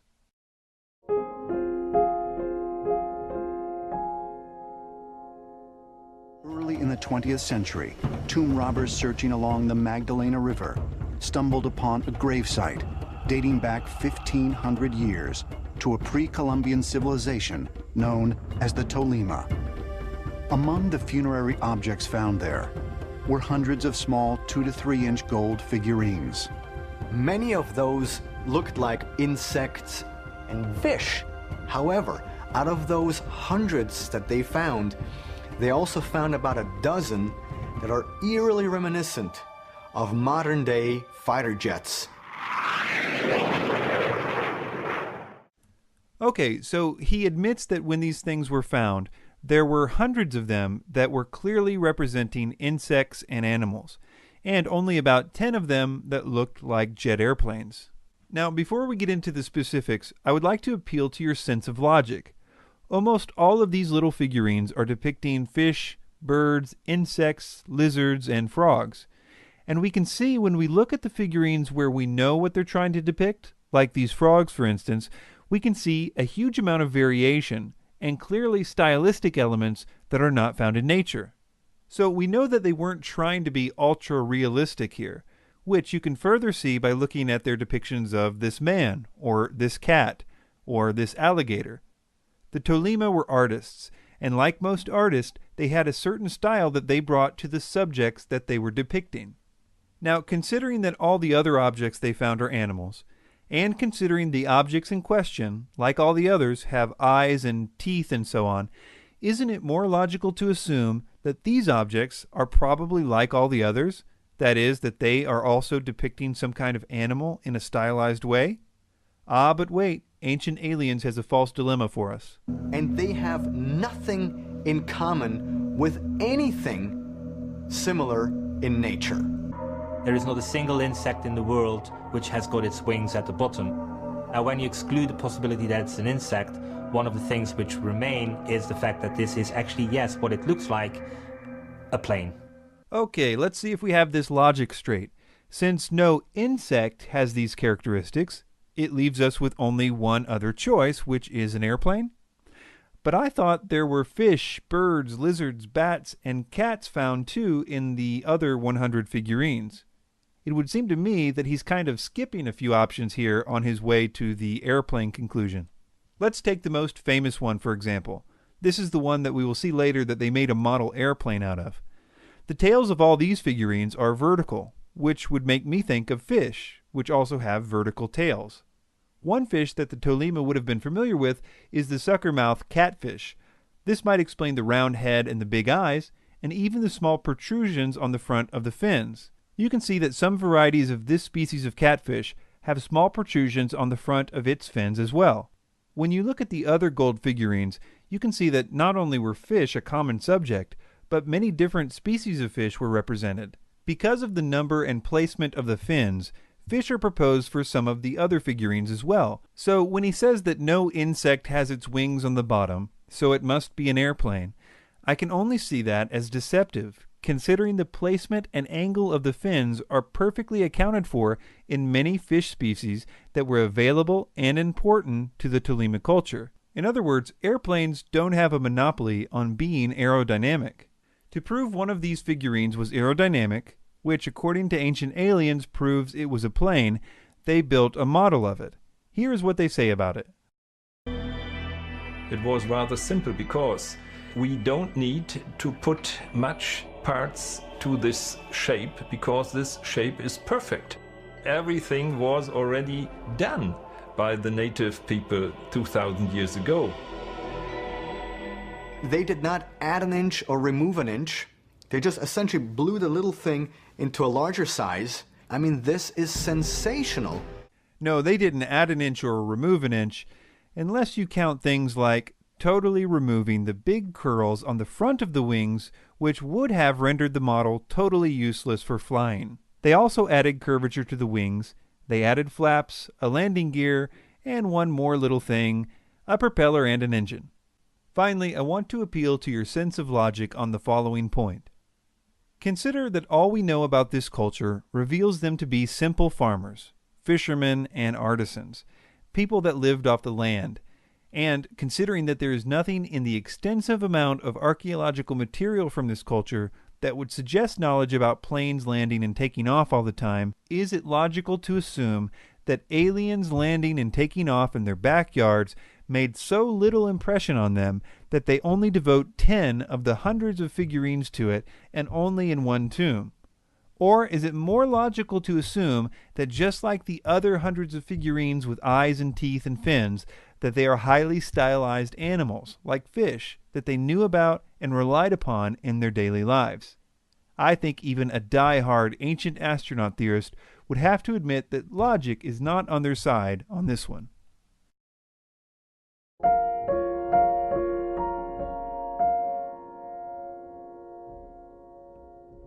Are these carvings on a wall at the Dendera Temple complex in Egypt? To some, the strange designs look eerily similar to objects very much in use today. In Egypt, there is this underground crypt at Dendera that was always secret, and only the high priests had access to that crypt. And it's very hot in there, very narrow, low ceiling, and on the walls you have these reliefs of what looks like ancient light bulbs. Because we have to question one thing: how did the ancient Egyptians light the inside of their tombs? The Egyptian light bulb theory. Let's see what we can figure out about it. Let's start by listening to some of the reasons that ancient astronaut theorists believe it's true. According to most mainstream archaeologists, torches were used by the ancient Egyptians to light the pitch-black chambers of tombs and temples. Yet nowhere on the ceilings is there even the slightest evidence of soot or smoke residue. It's hard to know why they're saying this, because there is black soot in almost every Egyptian temple and tomb. In fact, a recent ceiling cleaning conducted at the Temple of Hathor, which is the same temple where the so-called light bulb relief is found, they uncovered a brightly colored ancient ceiling painting that had never before been noticed. What was covering it up, you ask? I will quote them directly. They said that the ceiling was covered with, quote, hundreds of years of black soot. That's kind of funny, you have to admit. Also, there isn't enough oxygen inside those tombs with which to support or feed a flame of a torch. I was once inside the king's chamber, inside the Pyramid of Giza, and somebody turned off the lights, and immediately we were in pitch darkness. And I said, no problem, I'll just take out my lighter from my satchel, and I turn on the lighter, and it didn't work. I don't know about his specific Zippo, but there are plenty of documented explorations of the pyramid and other tombs in the early part of the 20th century which used torches to light the pyramids. Archaeologist and pyramid expert John Romer was once asked a similar question by someone on a television show. This was his response, quote, "As for the soot, there is soot in the Great Pyramid from the 19th century travelers, but most of it has been washed off. Most of the pyramids, of course, were built in sunlight, so lighting the interior would only have been a problem after the roof went on. They would have used lamps with salt in the oil so the flame burns very pure," end quote. Romer isn't just guessing about the olive oil lamps. These lamps were depicted in Egyptian reliefs, and there are even receipts for orders of their wicks and other such evidence. Another thing to consider is that, as far as tombs go, they weren't expected to be lit. In fact, if all went well, robbers would not be able to find a way in, and the tomb would never see the light of day ever again. That was the plan. And if it weren't for 19th century explorers and dynamite, that plan might have worked too. But when we're talking about temples, like at Dendera, the false dilemma of not enough oxygen simply doesn't work. The temple is much more open. The oxygen levels are plentiful. They obviously used fire to light it, if for no other reason than because of the hundreds of years of black soot on the ceiling. Okay, so the false dilemmas have been addressed, but we're still left to explain what this relief is depicting. Let's first hear what Ancient Aliens has to say about the mainstream interpretations of this relief. Egyptologists' explanation of this, and they have to have some explanation. There's got to be one. It has to be pretty mundane. It can't be that it's an electrical device. Their explanation is that it is a lotus flower. And what appears to be a bulb around is the aroma of the lotus flower. And so it's just a very odd depiction of a flower. That is a terrible representation of the mainstream view of this relief. It's Ancient Aliens using a straw man argument to make their argument look superior. This relief is not so mystical if you have a little understanding of Egyptian art and religious symbols. This is a variant depiction of the creation of the world in Egyptian mythology. The Egyptians believed that before anything else existed, there was a vast primordial sea of nothingness. They believed that the first thing to emerge from this sea was a lotus flower. This is probably because the lotus closes at night and sinks underwater. In the morning, it reemerges and blooms again. It was believed that the lotus flower then gave birth to the first god, who was often associated with the sun. This relief was done after the god Atum was merged with the sun god Ra, and thus became Atum-Re. Atum, the god who created everything else after this point, is actually represented by a snake. And yes, it is a snake in these reliefs, not light bulb filaments. You can actually see the eyes and other elements of a snake if you look closely. This is pretty standard Egyptian mythology, that the lotus flower came forth first, and then the first god Atum, who was represented by a snake.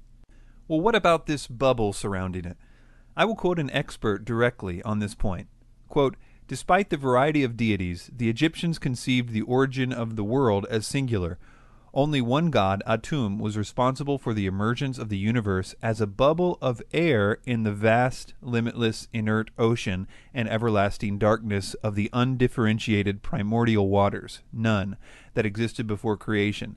In other words, the universe came forth from the lotus in a bubble of air." The other elements of this picture back this interpretation up. The universal bubble is here being supported or raised up by the goddess Nun. Nun is the primordial waters, and technically it is she that raises up the lotus, Atum, and everything else. This pose of outstretched hands is one of the more common motifs for Nun, and she raises and supports the universe from nothingness. In some versions of the story, the sun god represented in these scenes is Khepri, who is represented as a scarab beetle. Atum and Khepri sort of traded off being aspects of Ra in Egyptian mythology. So in essence, in more common versions of this scene, you have Nun, the primordial waters, lifting up the solar barge of Ra for its first journey across the sky. And this explains why the exact same poses are seen in this creation scene at Dendera. They are also depicting Nun raising up the universe out of her waters. This idea is very, very common. You can see other images of Ra emerging from the primordial lotus as well. The idea that the ancient Egyptians used electricity is something that is not even hinted at anywhere in the Egyptian records. And if you believe Ancient Aliens, they were not just using electricity, but vacuum tubes, which requires high amounts of electricity as well as rarefied gases like argon. And if this was the case, we should expect to find some mention of this somewhere. But Ancient Aliens has an answer for why we do not. But if the ancient Egyptians had used some kind of electric light to illuminate their passageways, why does the visual evidence exist only in the temple at Dendera? In Egypt, you had different areas of specialty, and Dendera was the area where the knowledge of the light-giving source was kept. And this secret knowledge was kept by the high priests. And they're the only ones who were privy to this type of information, because Dendera was the special place where this specific knowledge was guarded and kept. Right. Of course, there's nothing in any text or on any wall that would back up anything that he just said. He even makes up this phrase, keepers of the light-giving source or whatever, just to make it sound official. Again, it's interesting that the temple where the knowledge of this light was kept is the same one with the hundreds of years of soot on the ceiling. Maybe they were trying to save on their electric bill. In conclusion, all the reasons that Ancient Aliens says light bulbs existed in ancient Egypt, such as no soot in the tombs and not enough oxygen, are easily dismissed as false dilemmas, and the so-called light bulb pictures are easily explained using standard Egyptian symbolism.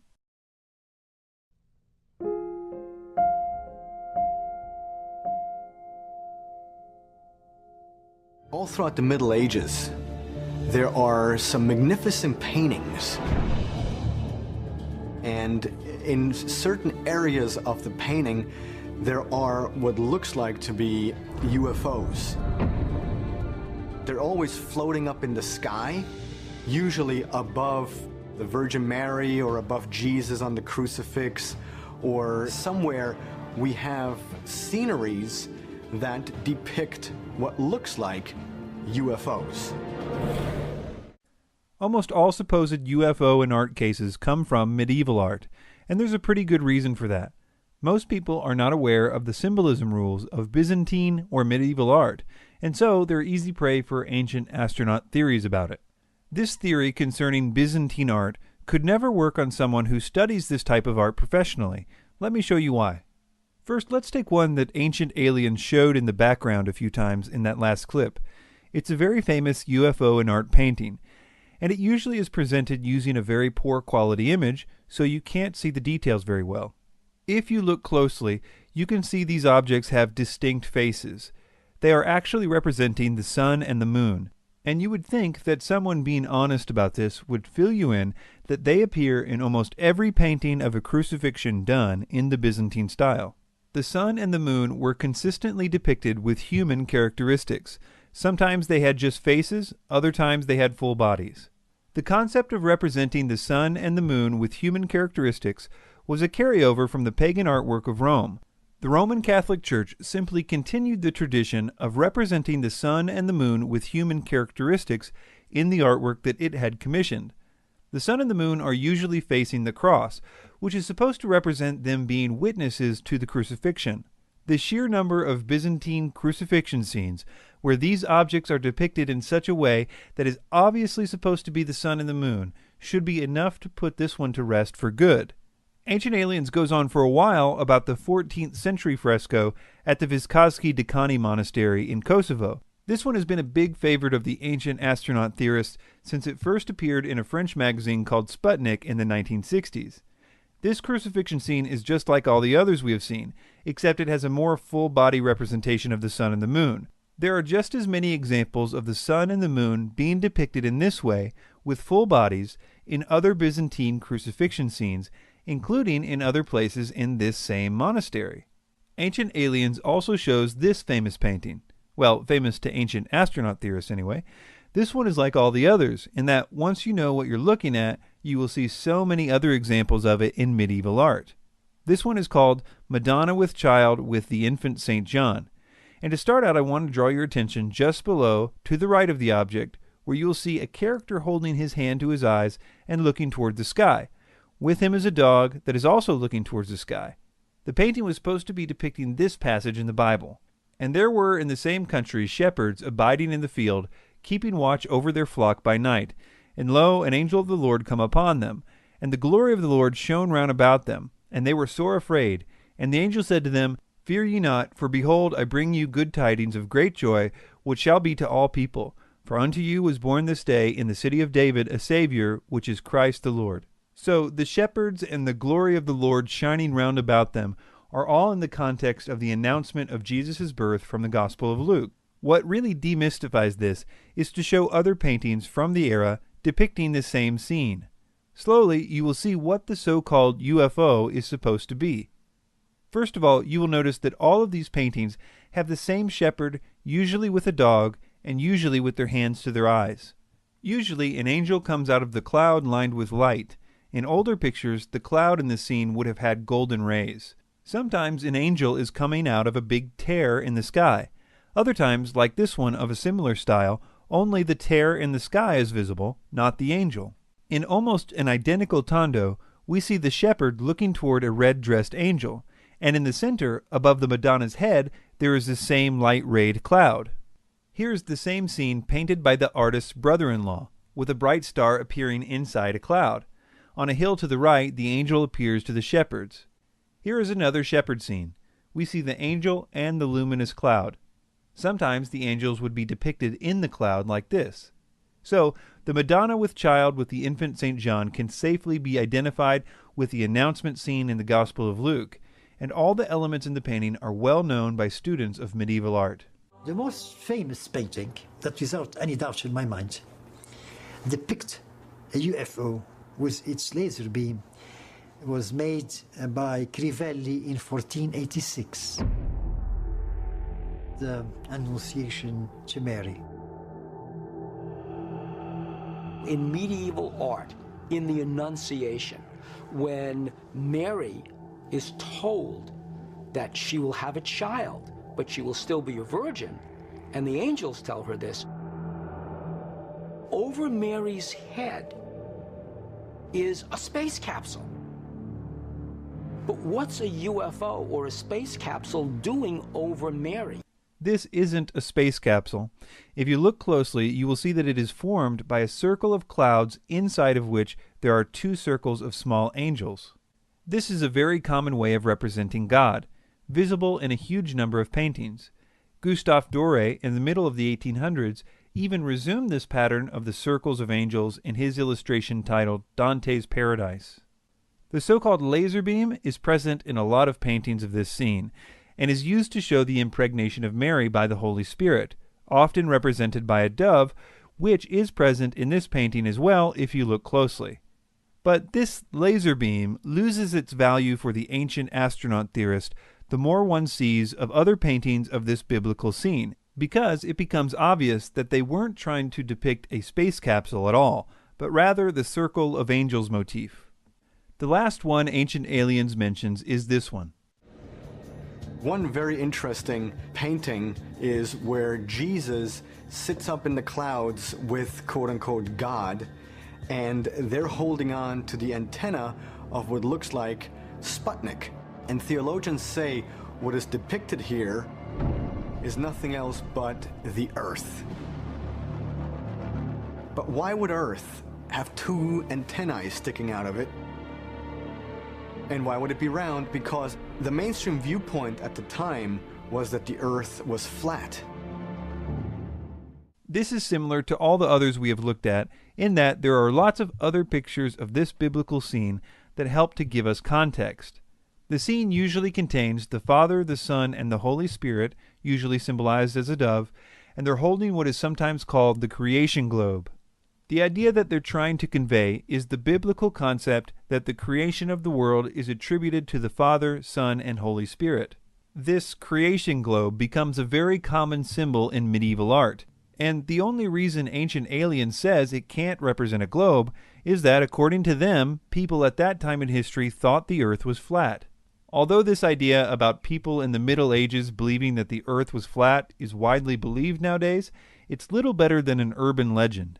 If you type in the myth of the flat Earth into a search engine, you'll see that the truth is that almost every scientist since the ancient Greeks knew the Earth was spherical. Here are a few quotes about this. Historian Jeffrey Burton Russell says the flat Earth error flourished most between 1870 and 1920. He said, quote, "With extraordinarily few exceptions, no educated person in the history of Western civilization from the 3rd century BC onward believed that the Earth was flat." He continues, quote, "The myth that people in the Middle Ages thought that the Earth was flat appears to date from the 17th century as part of the campaign by Protestants against Catholic teaching, but it gained currency in the 19th century thanks to inaccurate histories such as John William Draper's History of the Conflict Between Religion and Science, and Andrew Dixon White's History of the Warfare of Science with Theology in Christendom. Atheists and agnostics championed the conflict thesis for their own purposes, but historical research gradually demonstrated that Draper and White had propagated more fantasy than fact in their efforts to prove that science and religion are locked in eternal conflict.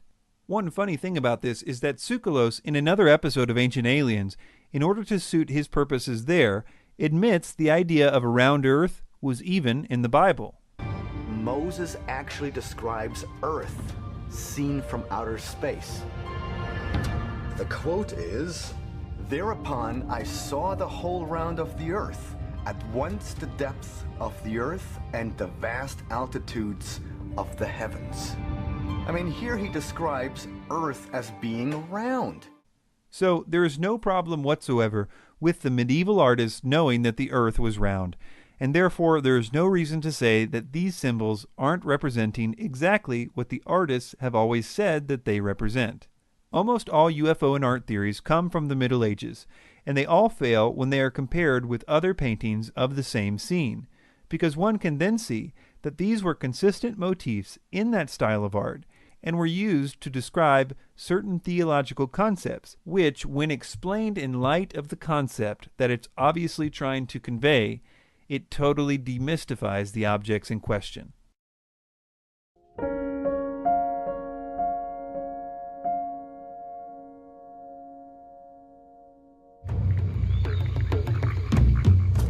Belize, Central America. In 1924, British adventurer Frederick Mitchell Hedges traveled here with his daughter Anna to explore the ruins of the ancient Mayan city of Lubantun. One afternoon, Anna climbed to the top of a crumbling pyramid, hoping to see the ocean. It was high noon and she was at the top, and the way the sun came in, the way the rocks had moved and that there was just a small opening and the light from the sun went through and it hit the top of the skull. And she ran down and she's all excited. She said, "There's someone in there with a flashlight." Anna's father and others in their party were too large to fit inside the small opening of the pyramid. So they tied a rope around Anna and lowered her into the hole. When she came back up, Anna held the top of a strange crystal skull. A second search uncovered a matching jaw. As you might have suspected, nothing you just heard is true. The real story about the Mitchell Hedges skull is quite different. It's worth mentioning that the reason that Ancient Aliens focuses in on the Mitchell Hedges skull is because all of the other known crystal skulls have now been proven to be fakes, and even Ancient Aliens admits this. Scientific tests have determined that the two owned by the British Museum and the Kay Branley were not authentic pre-Columbian artifacts. The Mitchell Hedges skull was the last hope for a real one, and the only reason it was the last hope was because the daughter of Mitchell Hedges, while she was still alive, refused to have an official study done to see if it was fake or not. Rather than that, she toured around with it in New Age conventions and the like until she recently died. Her widower, however, in 2007, took it to the Smithsonian Museum for Natural History, where extensive testing was done on it. It was found to be a fake, just like the others. I'm not sure if Ancient Aliens produced this episode before or after 2007, but I suspect that they wouldn't have cared much either way. The real history of the Mitchell Hedges skull starts with another crystal skull that was in the British Museum, which the forger of the Mitchell Hedges skull copied it from. The British Museum acquired a crystal skull in 1898, at a time right after tools were first invented that made it possible to carve crystal skulls like these. We now know it was also a time when a lot of fake crystal artifacts were sold to museums. The British Museum skull, which has its own dubious history, was later found to be fake too. But in the 1930s, it was still believed to be genuine, and it was proudly displayed in the museum. Based on research done on the Mitchell Hedges skull by the Smithsonian Museum, it was concluded that the forger of the Mitchell Hedges skull copied the one in the British Museum in order to make his work seem more authentic. The Mitchell Hedges skull was first owned by a man named Sidney Burney, who we have records of trying to sell it to various people unsuccessfully for 10 years before this. He finally sold it to a member of the general public at a Sotheby's auction in London in 1943. That member of the general public was Frederick Mitchell Hedges. We actually have the letter that Mitchell Hedges wrote to his brother directly after purchasing the skull at the auction, in which he expresses his excitement about his new purchase. This will be important later. 5 years later, though, in a local paper, he was claiming that he found the skull himself in a daring expedition to Central America. Mitchell Hedges was a renowned storyteller and often sold his fanciful stories to Hearst newspapers. For example, Mitchell Hedges was a fisherman by trade, so he would have tales of him catching previously undiscovered animals, fighting off sea monsters, tales of man-eating sharks, as well as your average big fish stories. Later, though, with his book Danger is My Ally, he told tales of him discovering previously unknown lands and undiscovered people groups, as well as battling all kinds of jungle dangers. Later on, people would write editorials that had been to the areas that he said he went to and publicly debunked him. Mitchell Hedges was also shown to hoax an odd situation involving a supposed robbery and several shrunken heads. He even lost a very public libel suit concerning this. But all of this only scratches the surface of the deceit that surrounds the Mitchell Hedges skull. First of all, none of the stories about the discovery of the Mitchell Hedges skull match each other, and all of them contradict the letter that he sent to his brother in 1943, which clearly says he bought it at an auction. It says, "The collection grows and grows and grows. You possibly saw in the papers that I acquired that amazing crystal skull that was formerly in the Sidney Burney collection. It is fashioned from a single block of transparent rock crystal, exactly life-size. Scientists put the date at pre-1800 BC, and they estimate it took 5 generations, passing from father to son to complete. It is anthropologically perfect in every detail, a superb piece of craftsmanship. There is only one other in the world known like it, which is in the British Museum, and it is acknowledged to be not so fine as this." Many years later, when this letter surfaced, his adopted daughter Anna tried to explain the discrepancy between these stories this way on her website. Quote, "In 1943, Mitchell Hedges got embroiled in another controversy that still rages in some quarters to this day. In times before burglar alarms, it was not unusual to leave valuable items with friends if one was going away for long periods of time. Mitchell Hedges did this with a school friend, Sidney Burney, who had always shown an interest in the crystal skull. However, in 1943, Burney inexplicably put the crystal skull up for auction at Sotheby's in London. Mitchell Hedges learned of this the day before and was so furious that for a while he was unable to speak. Unable to contact Burney, he arose the next day at 5 a.m. and traveled to London to retrieve his property. Sotheby's informed him that the vendor was Sidney Burney's son. When they refused to withdraw it from the sale, Mitchell Hedges realized the easiest way of regaining his property was to purchase it back. This he did for £400. This doesn't make sense for a lot of reasons, let alone that according to her story, which we will get to in a minute, this would mean that he had the skull for 10 years and didn't mention it to anyone, until after he writes this letter to his brother a decade later, obviously implying that it was something that he just acquired for the first time. After Mitchell Hedges died, the skull was left to Anna Mitchell Hedges, his adopted daughter, and this is when things get really sketchy. Anna spent her entire life trying to sell the skull. She hired a guy named Frank Dorland, an art dealer, to promote the skull so that she could get it sold. Dorland had worked with her father when he was alive to sell another one of his objects, which also turned out to be a fake. She and Dorland signed an agreement in July of 1964 that he would promote the skull and that the price of its sale must be no less than $50,000. Dorland then got busy trying to make everything look really official, including coming up with a totally different story for the skull's discovery. After this agreement with Dorland in 1964 was the first time that Anna claimed that it was she, not her father, who found the skull, something that no one else seemed to mention the last 30 years. By doing this, it made Anna the sole person who could establish provenience for the skull, something that a buyer would want, especially a museum. And because everyone else involved was dead by this time, there was no one left to contradict this new story. All of the mystical claims about the skull were born out of the 2 books that the promoter, Frank Dorland, commissioned in order to promote the skull. Here is a letter from Dorland to Anna concerning the writer who he wanted to write one of the books. Quote, "I have convinced Dick Garvin, who does sell, it is worth the percentage to you and me and you to furnish the information. This makes it a better book and makes more money all the way around. The skull is not sold. It is put to use in this manner and for public appearances to boost sales and interest." These books make outlandish claims about the crystal skull's origin and powers, and since the books were released at the height of the New Age movement, they enjoyed an uncritical and enthusiastic audience. During all these years, they tried desperately to sell the skull. The problem was that because of all the fakes, museums were now asking to validate the skull first. One letter from the British Museum to Anna shows that the negotiations were stopped when the curator caught wind of the actual history of the skull. None of this stops Ancient Aliens from promoting all kinds of contradictory stories about the skull. Yes, they're alien artifacts. Even some people think they're made on another planet. But they were created specifically to hold records from alien civilizations.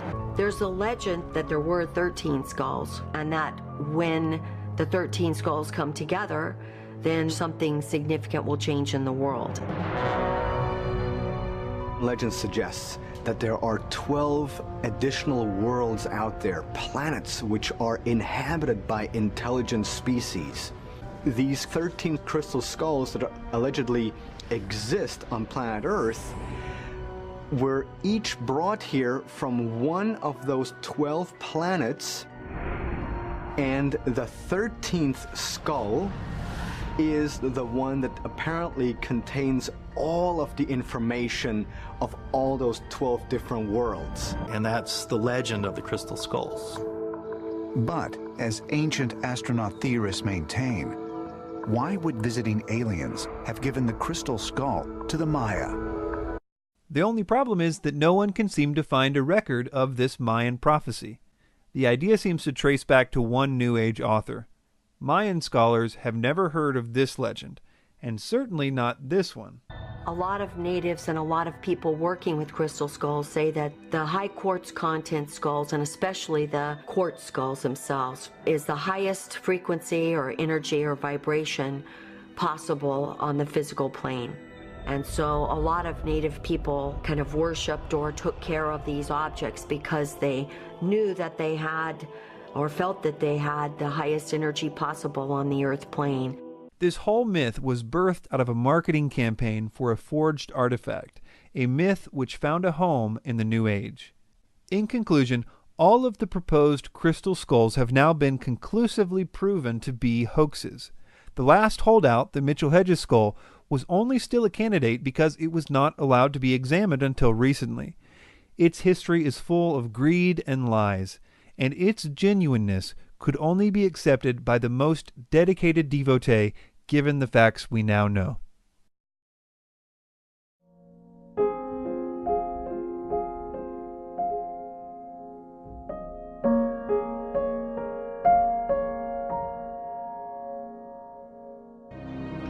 In the book of Ezekiel, the prophet describes a flying chariot containing wheels within wheels and powered by angels.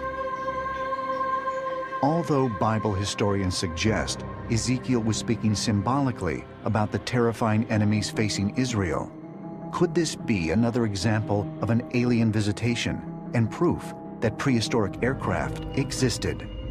Ezekiel's vision is often used to try to support the ancient astronaut theory. Let's take a closer look and see if it does in fact support this idea. First, we need to disagree with the narrator that biblical scholars think this vision is referring to the enemies of Israel. I can't imagine any biblical scholar saying that, as it expressly says in the book that the vision is of the glory of God on his throne. I've read dozens of commentaries by Bible scholars on Ezekiel and have never found one that said this was referring to the enemies of Israel.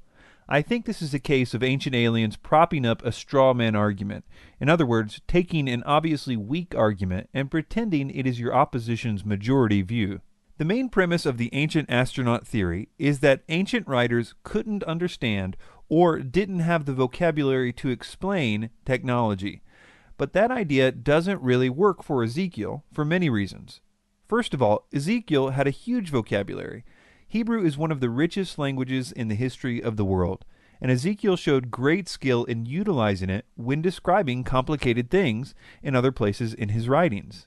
He had the vocabulary to say things like silver disc, or round, or window, or gray bean with big eyes if he wanted to, but he didn't. As we will see, what Ezekiel describes simply cannot be compared to a UFO. More than any other Bible writer, Ezekiel was extremely detail-oriented. He makes sure to describe every detail, not just here, but throughout his writings. For example, a very accurate model of the layout of an entire city, as well as a huge temple complex, can be constructed using his specifications. He even starts out every one of his visions by a meticulous detailing of the time and place it happened. For example, in Ezekiel 8:1, "And it came to pass in the 6th year, in the 6th month, in the 5th day of the month, as I sat in mine house, and the elders of Judah sat before me, that the hand of the Lord God fell there upon me." The vision that Ezekiel saw that is in question here can also be drawn out on paper using his specifications. And people that do this all pretty much get the same thing. It's describing the throne of God, which rests on a platform. That platform is supported by 4 cherubim on each corner. Cherubs are specific types of angels in the Bible that have 4 faces and several wings. There are also 4 wheels next to the angels. Everyone in the field knows what this is in Ezekiel 1. It's a cherubim throne because we have very clear examples of the actual elements that you find in Ezekiel 1. It's not that exciting, but it's more or less what everyone gets when they draw this out. Well, almost everyone. Joseph Blumrich is your proverbial rocket scientist. He worked on the moon project for NASA, and from the mind of a rocket engineer, started to look at what was written in the first part of the book of Ezekiel, and after many months of research, Joseph Blumrich came to the conclusion that what Ezekiel described in his eyewitness report, it was indeed a type of spacecraft. Joseph Blumrich would go on to write The Spaceships of Ezekiel. Okay, so they say that this guy, who they say is super smart, really studied the book of Ezekiel, and they say what he got was this contraption with 4 propellers at the bottom of each corner. The biggest problem with this theory is Ezekiel's attention to detail. There's just no way to get this contraption from what Ezekiel describes. Blumrich's book and other books, other items penned by ancient astronaut theorists, again, all have the same weakness. They tend to ignore the vocabulary of Ezekiel chapter 1. For instance, again, the throne upon which Yahweh seats is never described as round or silvery or some sort of disc-shaped. That just has to be assumed and brought into the text. So they either do that, or they modernize the descriptions that are there. For instance, the bovine, the calf legs must surely be legs of a UFO or some other aircraft, landing pod sorts of things. Let me read a description of the 4 angels holding up the throne, and you can decide for yourself if you think he is really struggling with his ancient vocabulary to describe 4 propellers. Also out of the midst thereof came the likeness of 4 living creatures, and this was their appearance. They had the likeness of a man, and every one had 4 faces, and every one had 4 wings. And they had the hands of a man under their wings on their 4 sides, and they 4 had their faces and their wings. As for the likeness of their faces, they 4 had the face of a man, and the face of a lion on the right side, and they 4 had the face of an ox on the left side, and they 4 also had the face of an eagle. It's hard to get a propeller when Ezekiel says, and this was their appearance, they had the likeness of a man. Ezekiel knew what a man looked like, so it's just not honest to say that Ezekiel mistook a propeller for a man. But Ancient Aliens has a way around this one. If we thought of the word angel as representing something like celestial energy, it sounds much more like a spacecraft then. So he says we just make angel equal celestial energy, and that's much better for our UFO theory. Talk about forcing the evidence to fit the hypothesis. Using this logic, I could say that the description of my car would sound more like a UFO if instead of wheels I said anti-gravity devices. The problem is that Ezekiel doesn't just mention angels in passing. He devotes an entire chapter to describing them. He calls them cherubim over 20 times in chapter 10. He even says in chapter 10 verse 20 that he knows that they are cherubim. It's very illogical to assume that our reading, an ancient astronaut reading of the modern mind, is getting it right when the ancient person has pretty much done all they could do to tell you what they're talking about, and then you sort of just depart from what they say. So it's very inconsistent to say that you're reading an ancient text, but then looking at what the creators of that text thought and just sort of pushing it to the side. One thing that helps to dispel the Ezekiel UFO theories is by seeing how common this throne idea is in other places in the Bible. No one seems to think these other passages are talking about UFOs, but they're obviously talking about the same thing as Ezekiel. For example, in the book of Revelation, when John was taken up to heaven, and specifically to God's throne, this is how he describes it. And immediately I was in the Spirit, and behold, a throne was set in heaven, and one sat on the throne.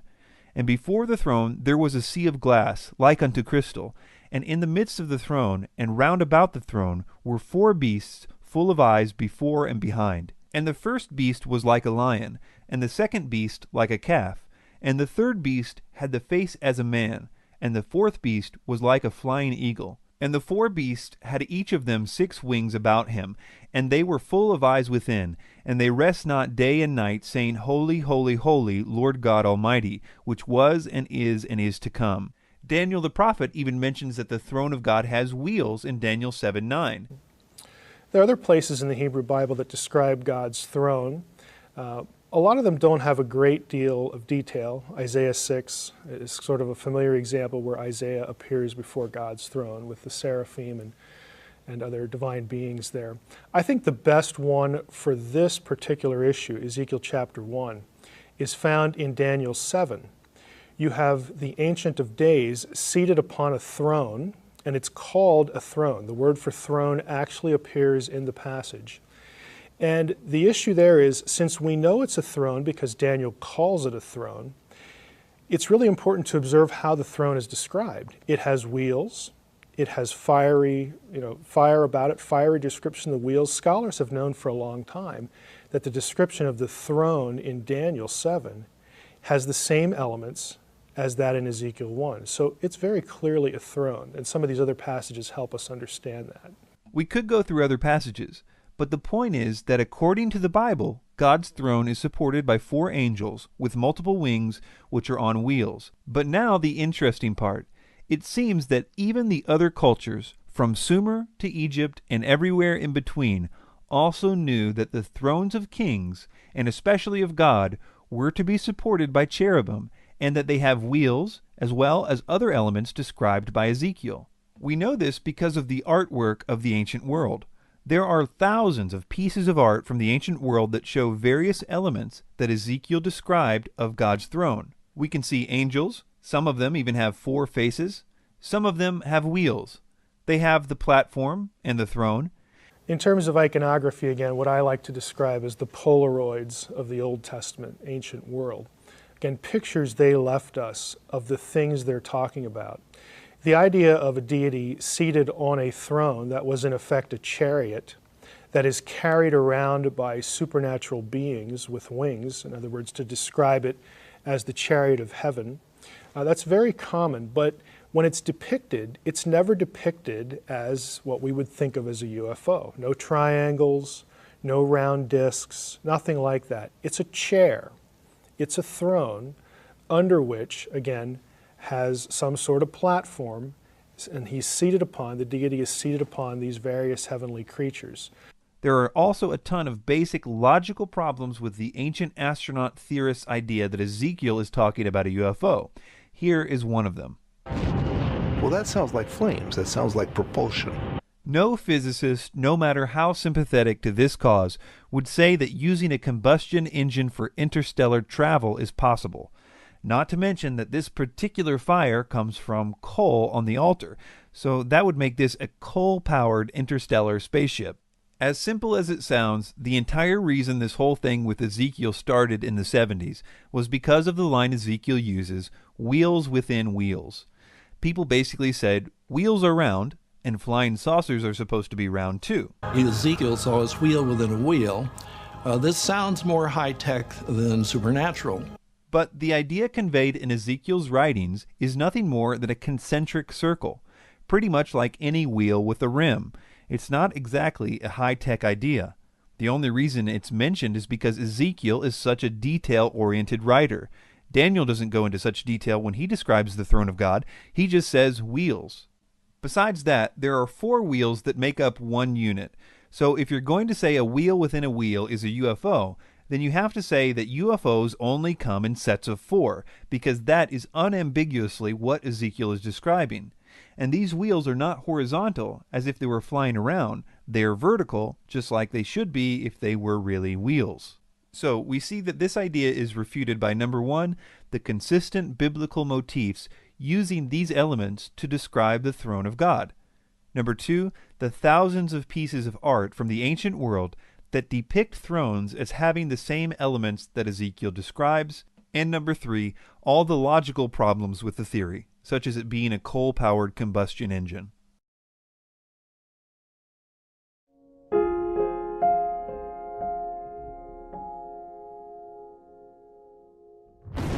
Atomic warfare among ancient civilizations may sound like something out of a science fiction novel, but descriptions of similar deadly occurrences can be found in the very same text Dr. Oppenheimer quoted after the New Mexico atomic test. So the ancient astronaut theory claims that the Mahabharata speaks of nuclear warfare. Let's see what specifically they say it says. One reference that we have, for example, speaks of these explosions that were brighter than 1,000 suns. And when these blasts occurred, the suns were twirling in the air. Trees went up in flames, and there was just this mass destruction. After those blasts, people who survive started to lose their hair, and nails started to fall out.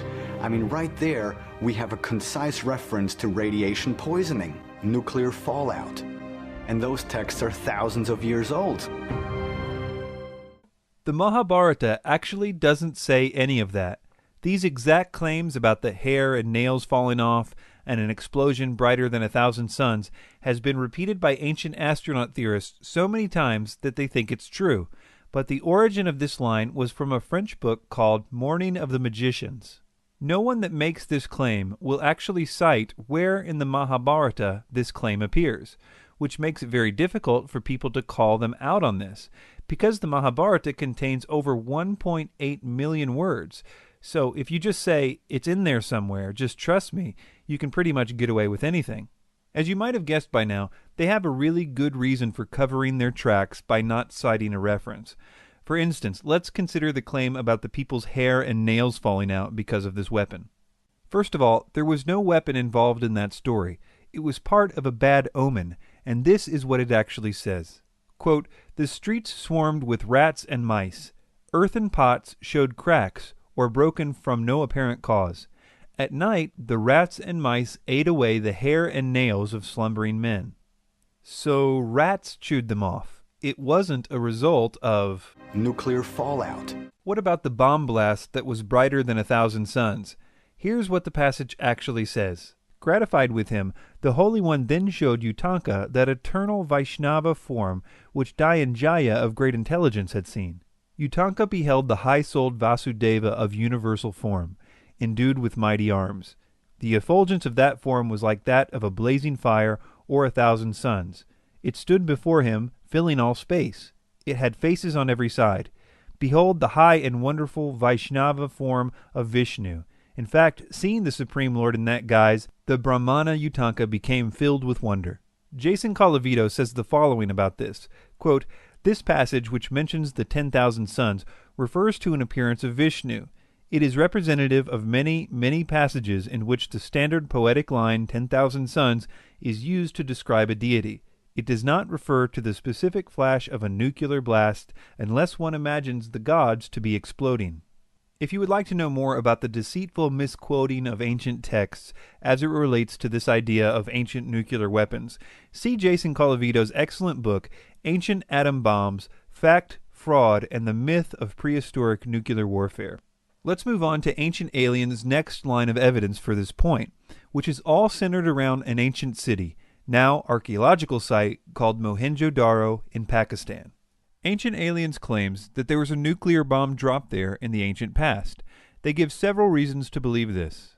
Skeletons were found lying face down in the street, many holding hands. Their faces and body positioning suggested they suffered a sudden, violent death. You have a culture of people who literally were lying dead in the street. Archaeologists have found human remains, and something big has happened to these people. Why is there evidence that wild animals avoided scavenging their remains?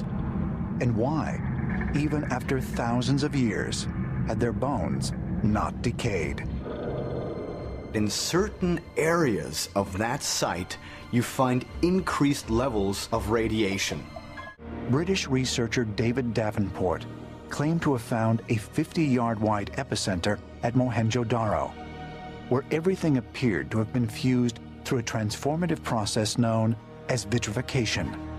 Vitrification is a process in which regular type stone gets molten into a magma state, and then it hardens again. But once the stone is hardened again, it feels like glass. At Mohenjo-Daro, we find evidence of vitrification, which could have only been achieved if the material was exposed to extreme heat by some type of a blast. Okay, so let's list these points. Number 1, skeletons, one set holding hands, which they say appear to have died at the same instant. Number 2, no evidence of scavengers. Number 3, remarkably well-preserved bones. Number 4, the presence of radiation at the site. And number 5, an epicenter where vitrification is present. That all sounds like a pretty convincing case for nuclear warfare at Mohenjo-Daro. Well, assuming any of that is true, and considering Ancient Aliens' track record, we had better investigate these claims. One of the first problems with this theory is the city itself. Its buildings are still intact, some of which are 15 feet high, and they're made out of mud. So you would think that a nuclear weapon whose main destructive power is in the force of its blast wave would be able to topple a few mud brick buildings. But moving on, what about these skeletons? Ancient Aliens makes it sound like a lot of skeletons were found, when in fact only 37 were found. And not only do these 37 bodies show no signs of dying suddenly, the date of their deaths varies sometimes as much as 1,000 years from one another. None of the archaeologists involved thought these skeletons suggested a sudden catastrophe. And, to make matters worse for Ancient Aliens, all of the bodies were buried. The idea that these bodies were laying around in the streets isn't true.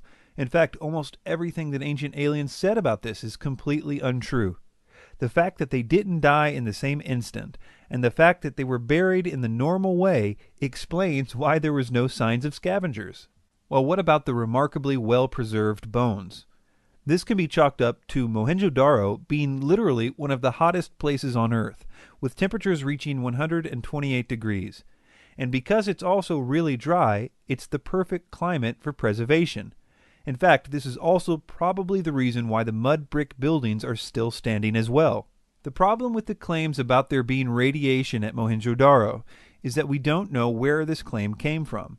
It certainly wasn't any of the scientists involved with the Mohenjo-Daro digs that claimed it, and the ancient astronaut theorists don't cite any references with which to check this claim, so until the presence of radiation can be proven to exist at the site, there is no reason to address it. Well, what about this epicenter of vitrification? Well, according to archaeologists, it wasn't exactly an epicenter of anything.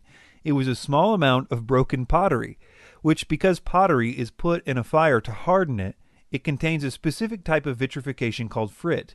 They threw in the word epicenter to make it seem more legitimate, but there is no epicenter of anything except pottery at this site.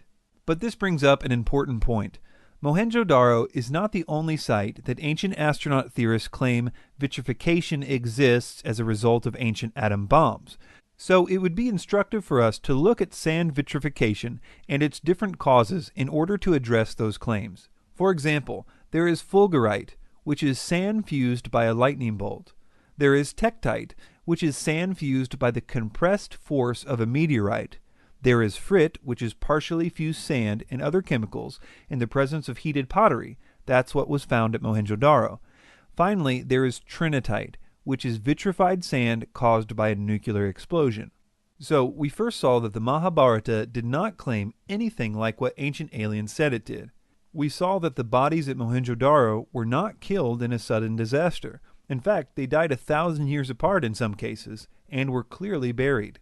The cases of radiation are a non-factor, the vitrification was caused by pottery, and we noted that if it was a nuclear explosion, it didn't even knock down the mud brick houses which are still standing at the site.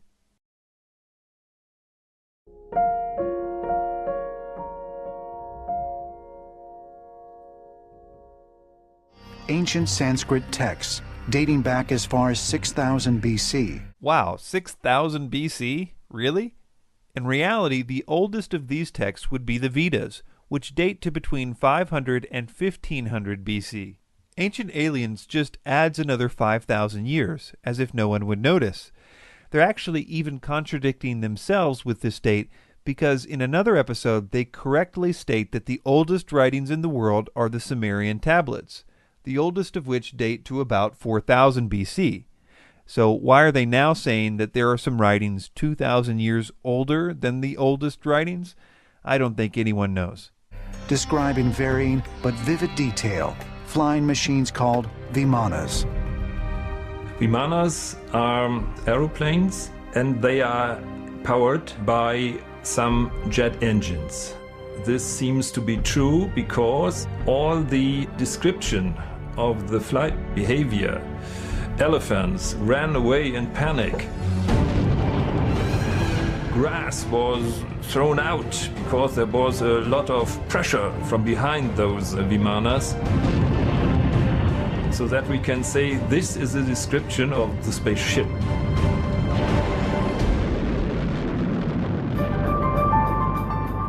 The word vimana literally means having been measured out, and it was related to the king's palaces, and was referring to their intricate construction. Later on, as a result, the word became synonymous with palaces in general, and because of that, it was used to refer to the palaces of the gods as well. And yes, these palaces of the gods were in the heavens, and they could fly.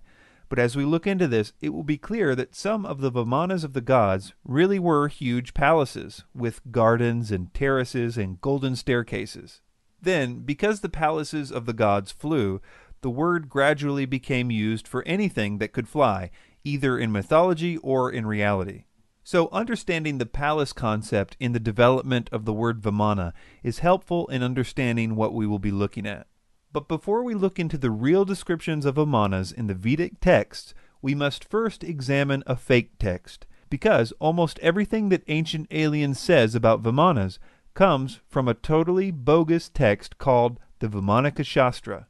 Although mainstream historians believe the Vimana texts are myths, many of the documents contain passages that seem to describe modern machinery and technology. The Vimanika Shastra goes into metals that are used in these craft.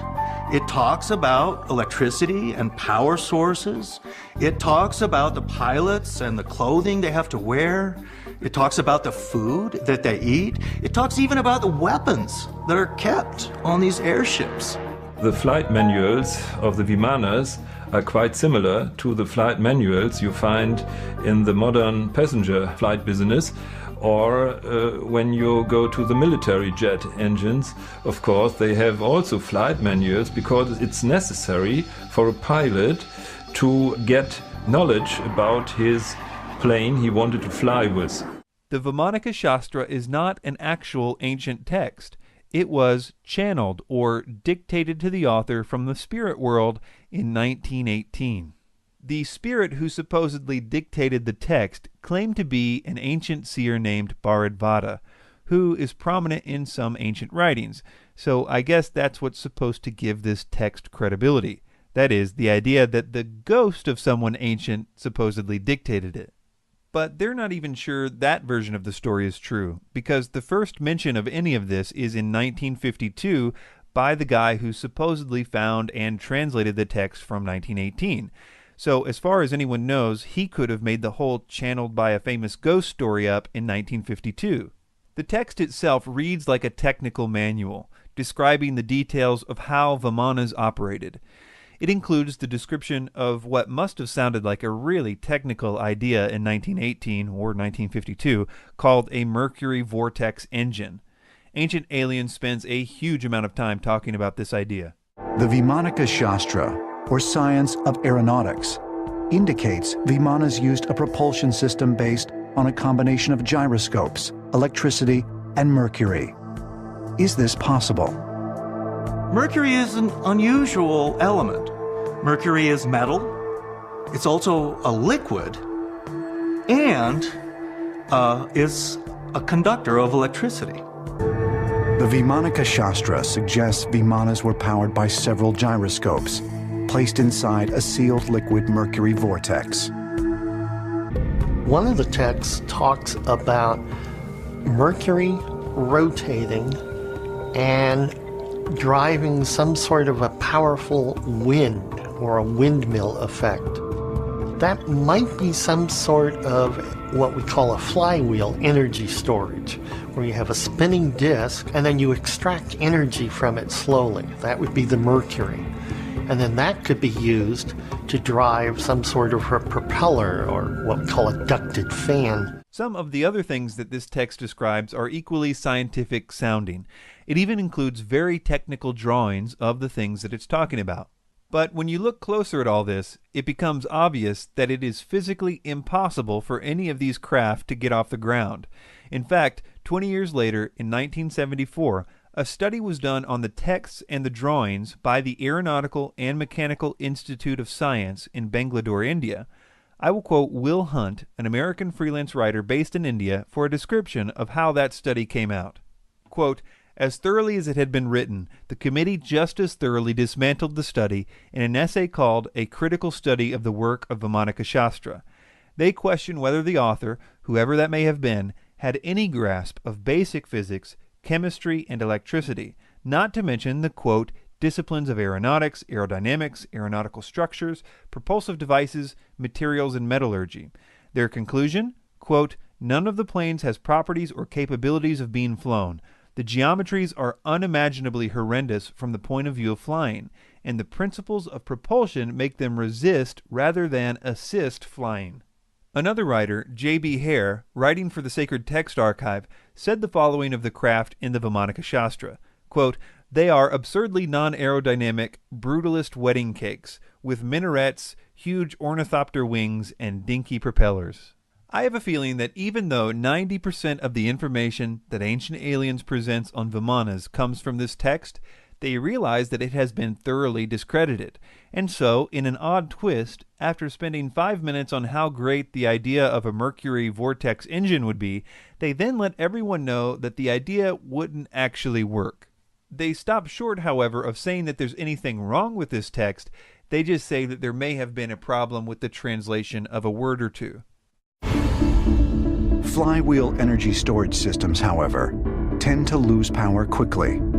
To navigate across space, its size would have to be enormous. It's not at all clear that this would be a practical device. Now, maybe the people were trying to describe something that kind of looked like this to them. It might not have actually been mercury. It might have been some other liquid metal.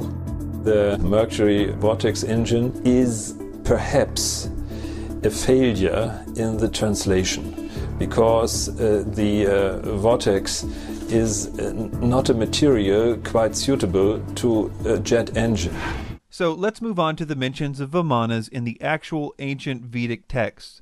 So, as I've already mentioned, the word Vimana came to mean palace, and when it was the palace of a god, it was usually capable of flying around. When we look at the development of Vimanas chronologically, the mystery surrounding them vanishes.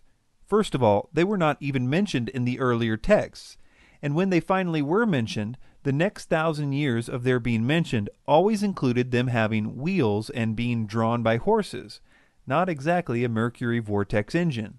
Then, around 500 BC, the chariots lose their horses and are depicted as flying on their own. Jason Colavito says the following about the first mentions of vimanas without horses. Quote, "The very first of these is the flying chariot of the earthly king Ravana, called Pushpaka. By the time of the Mahabharata, circa 400 BCE, these flying chariots had grown in size. One was now described as 12 cubits in circumference, but they never lost their large wheels that marked them as derived from earthly, horse-drawn chariots." It's also interesting to see that ancient astronaut theorists have to distort the actual descriptions of vimanas in the Vedic texts in order to make them sound like UFOs. For example, the following is a quote from David Childress's book where he's supposed to be quoting a description of a vimana from an ancient text. We'll read what he tells his readers what it says, and then we will read the actual ancient text and note the differences. First, let's hear Childress's version. Quote, "When morning dawned, Rama, taking the celestial car Pushpaka had sent to him by Vipishand, stood ready to depart. Self-propelled was that car. It was large and finely painted. It had 2 stories and many chambers with windows, and was draped with flags and banners. It gave forth a melodious sound as it coursed along its airy way."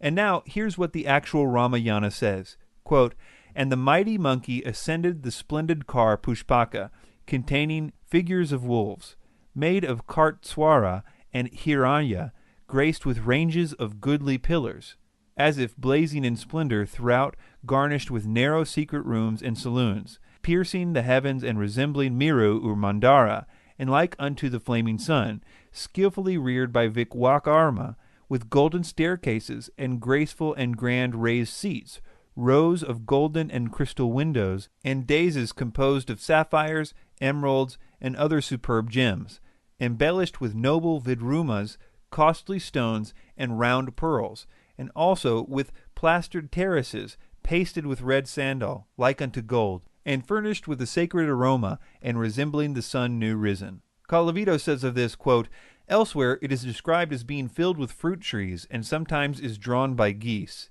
Do you know many UFOs with plastered terraces and red paint?" In summary, most of what Ancient Aliens uses on this point is from a bogus 20th century channeled text, which they dishonestly present as an ancient text.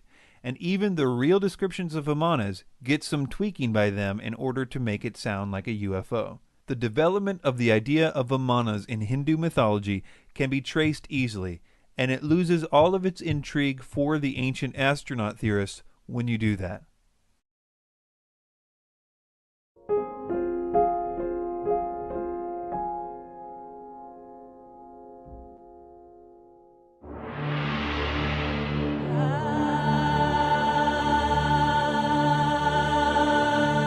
In the ancient texts of Sumeria, we have descriptions of these beings descending from the sky called the Anunnaki. The term Anunnaki means those who from the heavens came. This is entirely wrong. The word Anunnaki means princely seed or princely blood. The idea is that the Anunnaki were direct creations of Anu, who was regarded as the father and king of the gods. As we will see, this is the main idea associated with the Anunnaki in the minds of the Sumerians. That is, that the Anunnaki were directly created by Anu, and so it makes sense that even their name reflects this idea. That is, that they were the offspring of the prince. The term itself means of royal seed or princely seed, because the Anunnaki were considered the offspring of Anu or An, the great god of heaven. And also we have, again, Anunnaki. They were also the offspring of An and his consort Ki, the heaven and earth. These, again, this divine coupling, the way the Mesopotamians conceived their pantheon. So if the term Anunnaki means princely seed or offspring of the prince, how is it that Ancient Aliens says that the word Anunnaki means those who from heaven to earth came? The short answer is that everything that Ancient Aliens says here about the Anunnaki comes from a man named Zecharia Sitchin. Sitchin wrote many books claiming that the Anunnaki were really aliens. Unfortunately, at the time that he wrote this, in the 70s, there weren't many ways for ordinary people to see if what he was saying was true or not. To put it simply, Sitchin's translation of the word Anunnaki is wrong. Now, you'll often read, especially in the writings of Zecharia Sitchin, that the Anunnaki means something like, they who from heaven came, or again, some other sort of description that makes them sound like aliens or extraterrestrials. There isn't a source on the planet by any Sumerian scholar that would agree with that definition. Again, it's not a difficult term. I personally don't think that Sitchin knew Sumerian at all, because if you're going to get even a term associated with a very important group of deities, if you're not going to get that right, then I have to wonder what else you're going to get wrong. Sitchin claimed to be an expert on Sumerian writings, yet we can now see that he didn't seem to even understand the basic grammar and vocabulary rules of the Sumerian language. Several real scholars challenged him on his translations and on his lack of any academic credentials in the field, pointing out that there is no record of Sitchin having anything but a journalism degree. One such scholar is Dr. Michael Heiser. To this day, I haven't been able to find, nor have other people whom I've asked to help, people who like Sitchin, I've never been able to find any actual credentials of him knowing any of the languages or being credentialed in any way in ancient Near Eastern studies. As we progress and look into some of the specifics of Sitchin's views, articulated here by Ancient Aliens, I think you will see that determining the truth about this difficult subject is not out of the hands of the common person. It says, word for word, that these beings descended in flying vehicles from the sky. This is a preposterous statement. I challenge anyone to produce this word-for-word text. You can do a search online and literally see all the references to the word Anunnaki in the Sumerian texts. The only time it refers to anything even close to this is when it talks about the Anunnaki being direct creations of Anu in heaven. A few examples of this would be the Anuna, the gods whom An conceived in the sky, or the Anuna whom An in the sky conceived.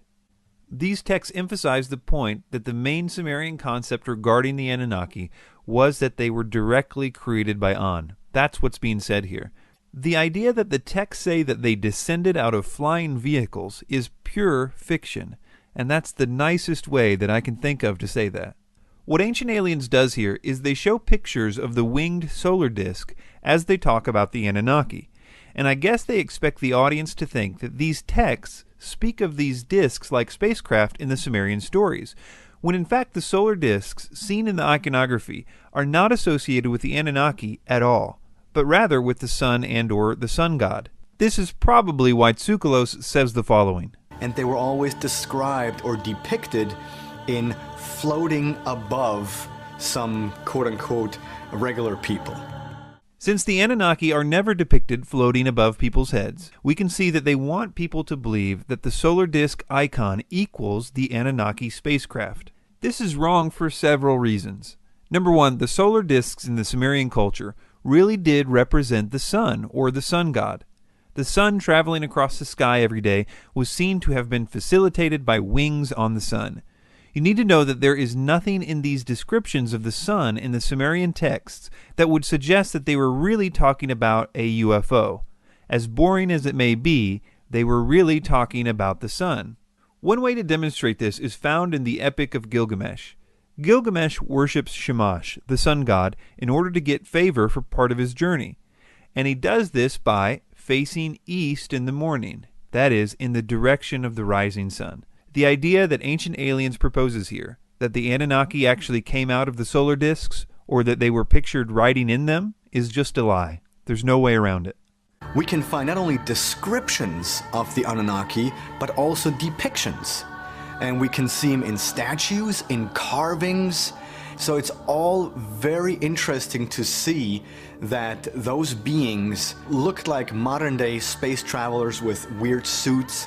Some of them wore wristwatches, they had boots on, and helmets, and above all, wings.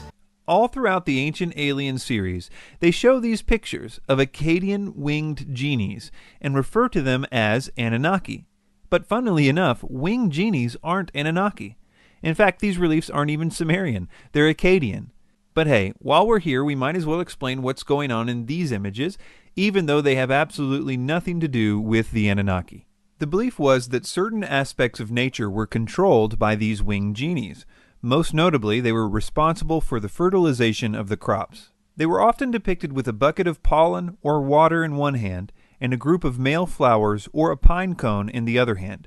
They often are depicted as fertilizing a date tree, which was a symbol of fruitfulness. Sometimes they would be depicted as being pointed at the king, which, because of the accompanying inscriptions, we know means that the king was seen to be a type of intermediary between the gods and responsible for the fruitfulness of the land and the people.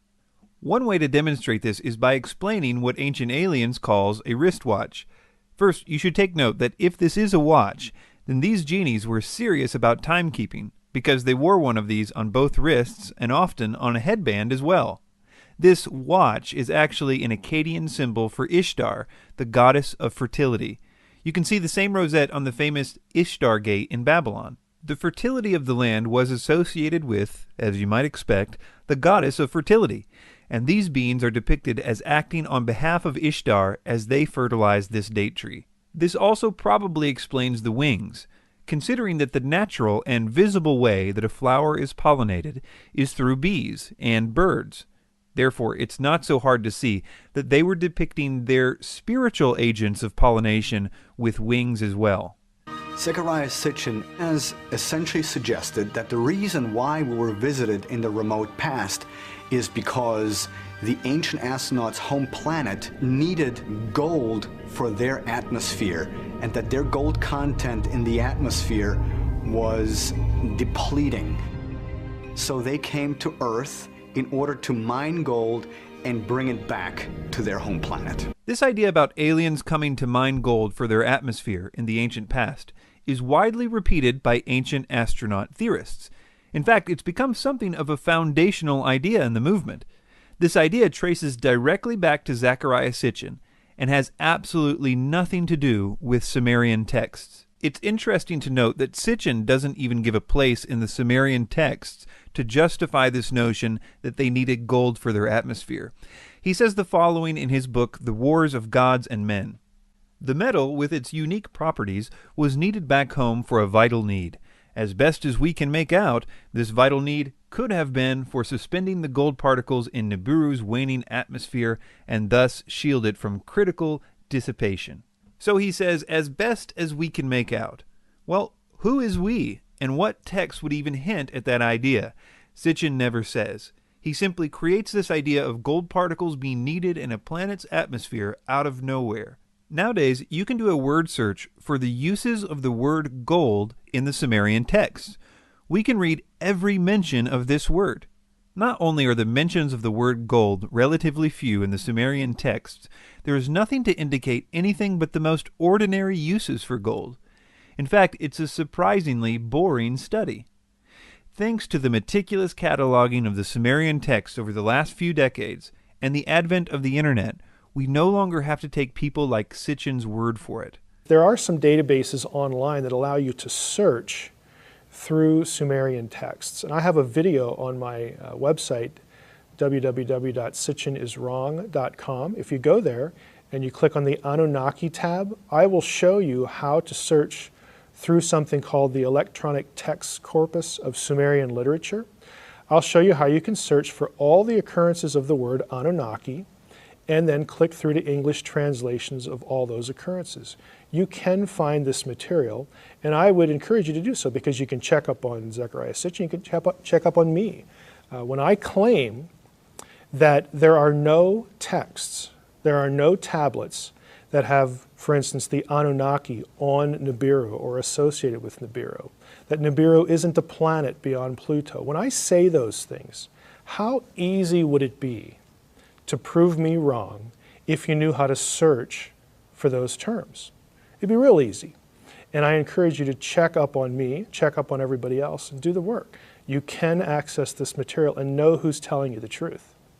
We can finally see for ourselves why the Sumerian scholars have been so critical of Sitchin, not because they're too close-minded or anything like that, but rather because Sitchin really doesn't seem to know what he's talking about. Let me give you an example of how Sitchin comes up with his, quote, amazing translations. Let's take this idea that the Sumerian texts speak of mining gold. Now, since the Sumerian texts do not speak of mining gold in any way, Sitchin has to construct this idea out of thin air. This is how he did it. I'll read from his first book, The 12th Planet. Quote, some Mesopotamian hymns to Ea exalt him as Bel-Nimeki, translated Lord of Wisdom. But the correct translation should undoubtedly be Lord of Mining. In classic Sitchin style, he never gives any reason that the, quote, correct translation should undoubtedly be Lord of Mining. He just says it should be and leaves it at that. Again, we have Sumerian dictionaries written by the Sumerian scribes themselves, and the Sumerians don't agree with Sitchin here. So why should we? I think one way to demonstrate how bad of a translation this is to read a little about Ea or Enki's wisdom in context, and let you see if it makes sense to you as meaning wisdom, or if it really means mining. This is an example from a Sumerian text called Enuma Elish. It says, he who understands all, the wise one, the great one, Ea who knows all that is, perceived the plot, he countered it with a powerful spell. Not only does it describe his wisdom further here by saying, quote, he who understands all, but it also says that because of this wisdom, he was able to perceive the plot before it happened and counter it. None of what we just read makes sense if wisdom really means mining. Here's another one from the same epic. Ea, who knows all things, knew he could not defeat Kingu and the hosts of Tiamat. Here again we see a contextual definition of Ea's knowledge. He knows all again. We see that his knowledge helped him understand that he could not defeat Kingu. These are not isolated descriptions of this knowledge. Ea is the god of wisdom for a reason. Nothing said about him makes sense if his knowledge means mining, or even knowledge about mining. All the stories about him highlight his great understanding, and conversely, there isn't even a hint that he cares a lick about digging for gold or anything else. It's just not there. It requires an ignorance of the Sumerian texts in order to be believed. Let's move on to another claim about the Anunnaki. Virtually every story that's in Genesis, the flood story, Adam and Eve story, they all have precedence with the ancient Sumerians. The story that came down to the Sumerians is that the Anunnaki were mining gold on the earth. And the run-of-the-mill workers complained, said this is really hard work and we're tired. We don't want to do this anymore.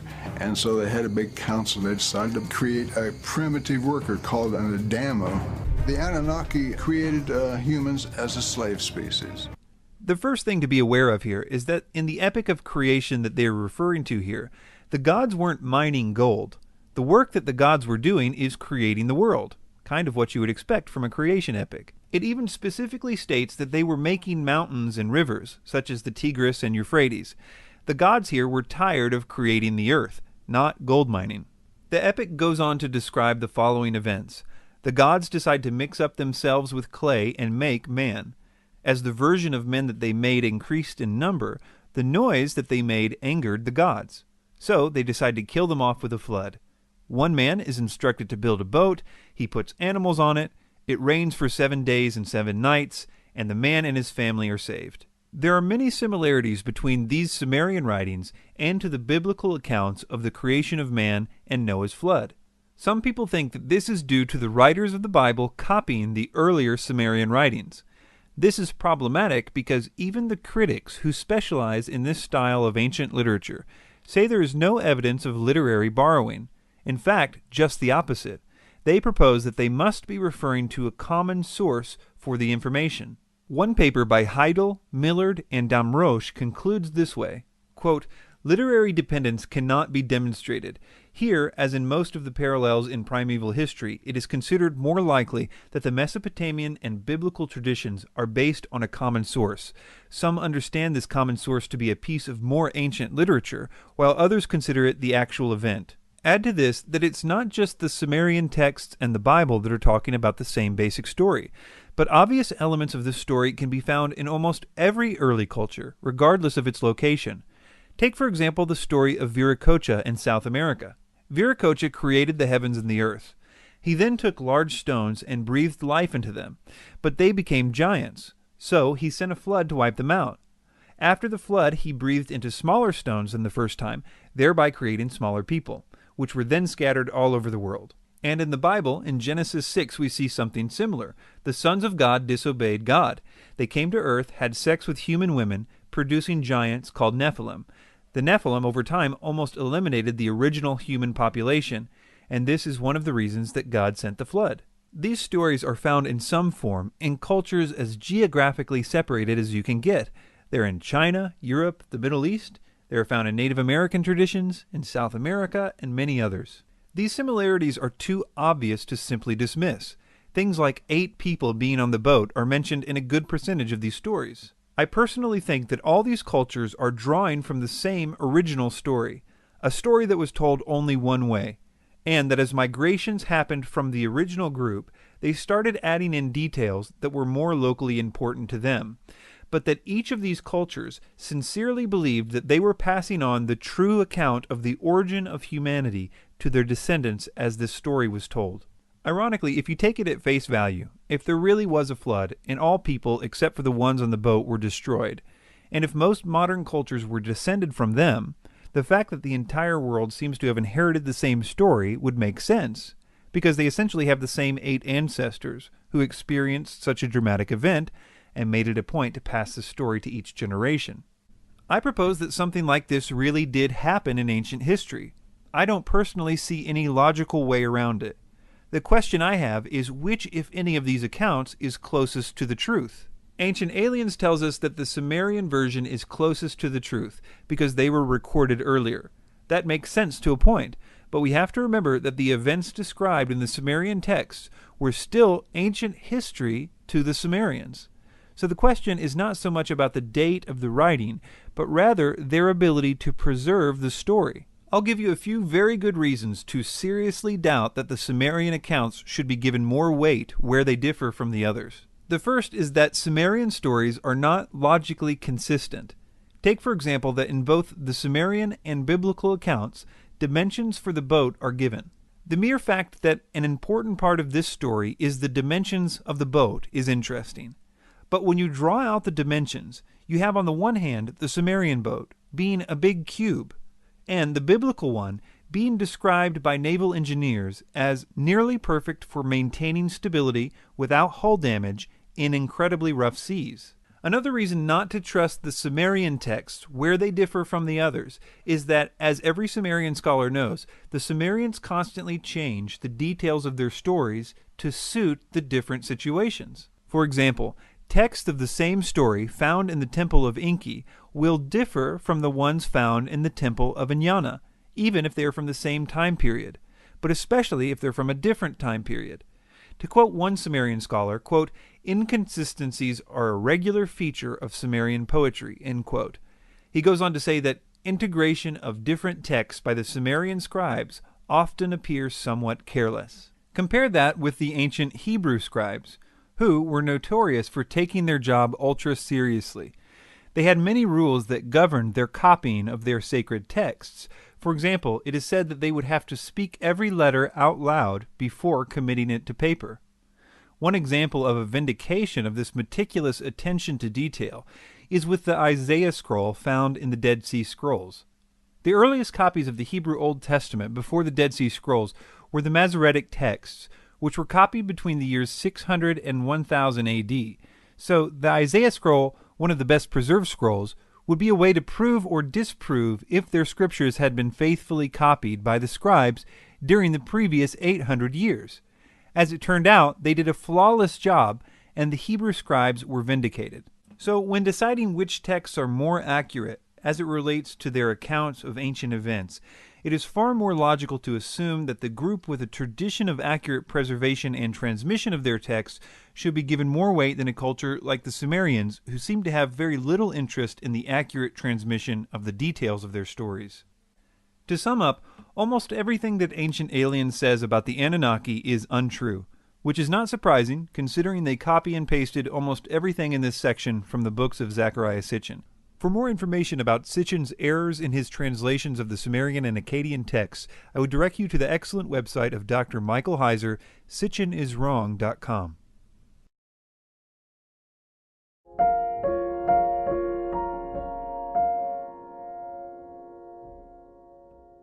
Ancient myths are full of stories of gods descending to Earth to mate with humans. According to many sources, including Norse mythology, Greek mythology, and even the Bible, we have the stories of these sons of God or actual gods from Mount Olympus or Valhalla, and they're coming to Earth. They find the daughters of men attractive. According to ancient texts, the fallen angels not only physically mated with the women of Earth, they produced offspring. The Nephilim, a race of giants, similar to those portrayed in the story of David and Goliath. I pretty much agree with how they start off here. There are many texts from all around the world that do seem to be speaking of the same thing. I also think that because of the eerily similar themes in these accounts, it's not wise to dismiss them altogether as a common idea that you would expect independent cultures to invent. I think this topic is worth looking into in depth. Ancient Aliens seems to hold two contradictory opinions about this issue. On the one hand, they seem to be clear that they believe that extraterrestrials came to Earth in the ancient past and had sexual relationships with human women because they found them attractive. Ancient texts talk about the fact that whoever visited the Earth in a remote past, these gods, thought that Earth women were quite beautiful. So in many occasions, we find stories where those visitors essentially mated with Earth women. It was misinterpreted, misunderstood as something divine that came here. They were flesh and blood extraterrestrials. When you look at Greek mythology and many of the mythologies around the world, they have these stories of gods coming down from the sky and have sexual intercourse with these humans and, in a sense, create a new breed of human. When all these encounters happened, and when women slept with those gods, which can be found in multiple texts all around the planet, that those women actually had sex with extraterrestrials, not with gods, because gods do not exist. But the view that this event involved lust and sex doesn't fit too well with the ancient astronaut theory. They would prefer the view that what happened was artificial insemination. Today, artificial insemination. That's what happens today. You no longer have to have sex in order to have babies. We have the exact same description thousands of years ago, where women, without sleeping with anyone, all of a sudden became pregnant. The problem is that these texts are so clear that a physical desire for women on the part of the angels was involved. So in order to make artificial insemination appear in the texts, Ancient Aliens stoops to a new low. One of the Dead Sea Scrolls is called the Lamech Scroll. What is Lamech? Lamech was a shepherd. And one day Lamech, his woman, was pregnant. And he said to her, "This is impossible. I was not here for months." But his woman with the name Batenosh swears, "No one touched me."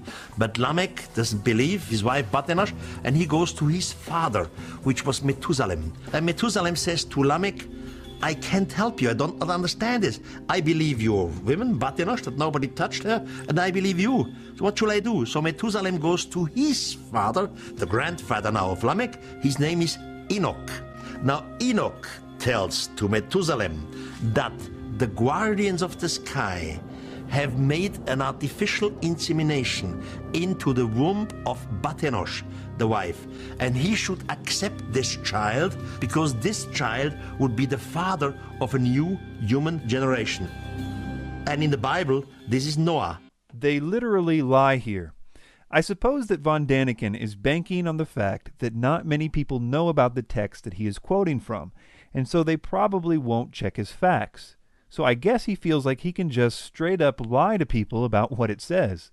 Let me break down some of the deceptions in this clip. And one day Lamech, his woman, was pregnant. And he said to her, "This is impossible. I was not here for months." The first big lie here is the idea that the reason Lamech doubted that Noah was his son was because he wasn't there for months, when the text clearly explains that the reason he doubted whether Noah was his son was because of the way Noah looked.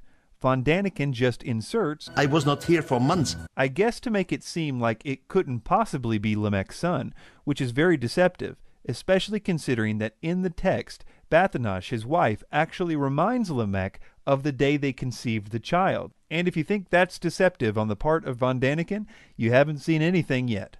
Now Enoch tells to Methuselah that the guardians of the sky have made an artificial insemination into the womb of Bathanosh, the wife.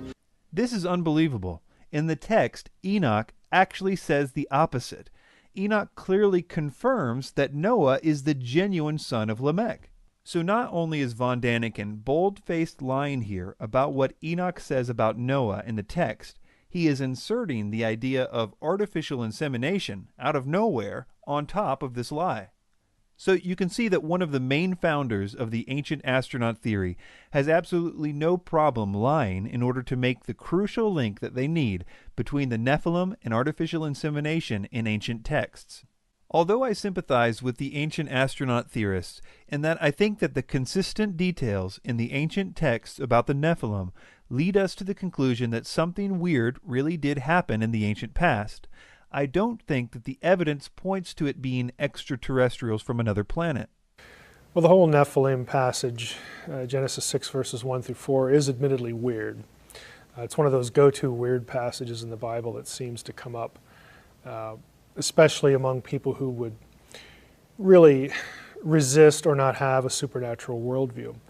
But as weird as it is, the key there is a supernatural worldview. If we believe that there are intelligent beings outside our own created world, our own material world, if we believe in this thing we call the supernatural, and if you have a supernatural entity, why would you limit a supernatural entity from doing that? Again, on what basis would you have for limiting that property?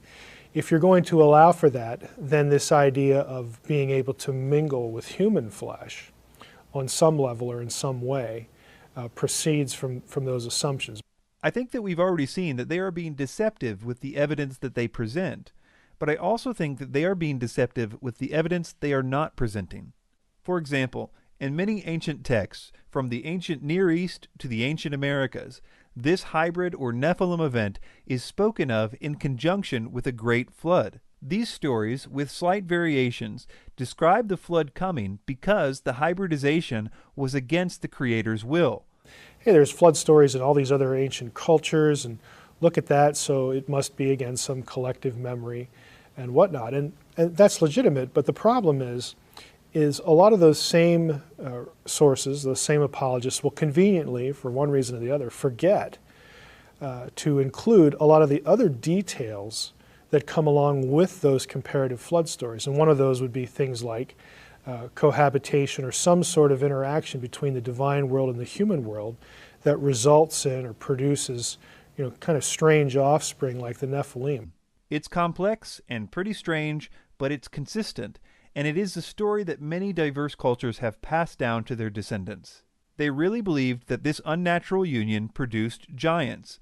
But again, because the consistent stories of the ancient cultures conflict with the ancient astronaut theory, they literally just throw out the evidence. Were they giants? Or is that the wrong word and the correct word should be extraterrestrial? But the word Nephilim really does mean giants. And the context of the various stories clearly reinforce this idea.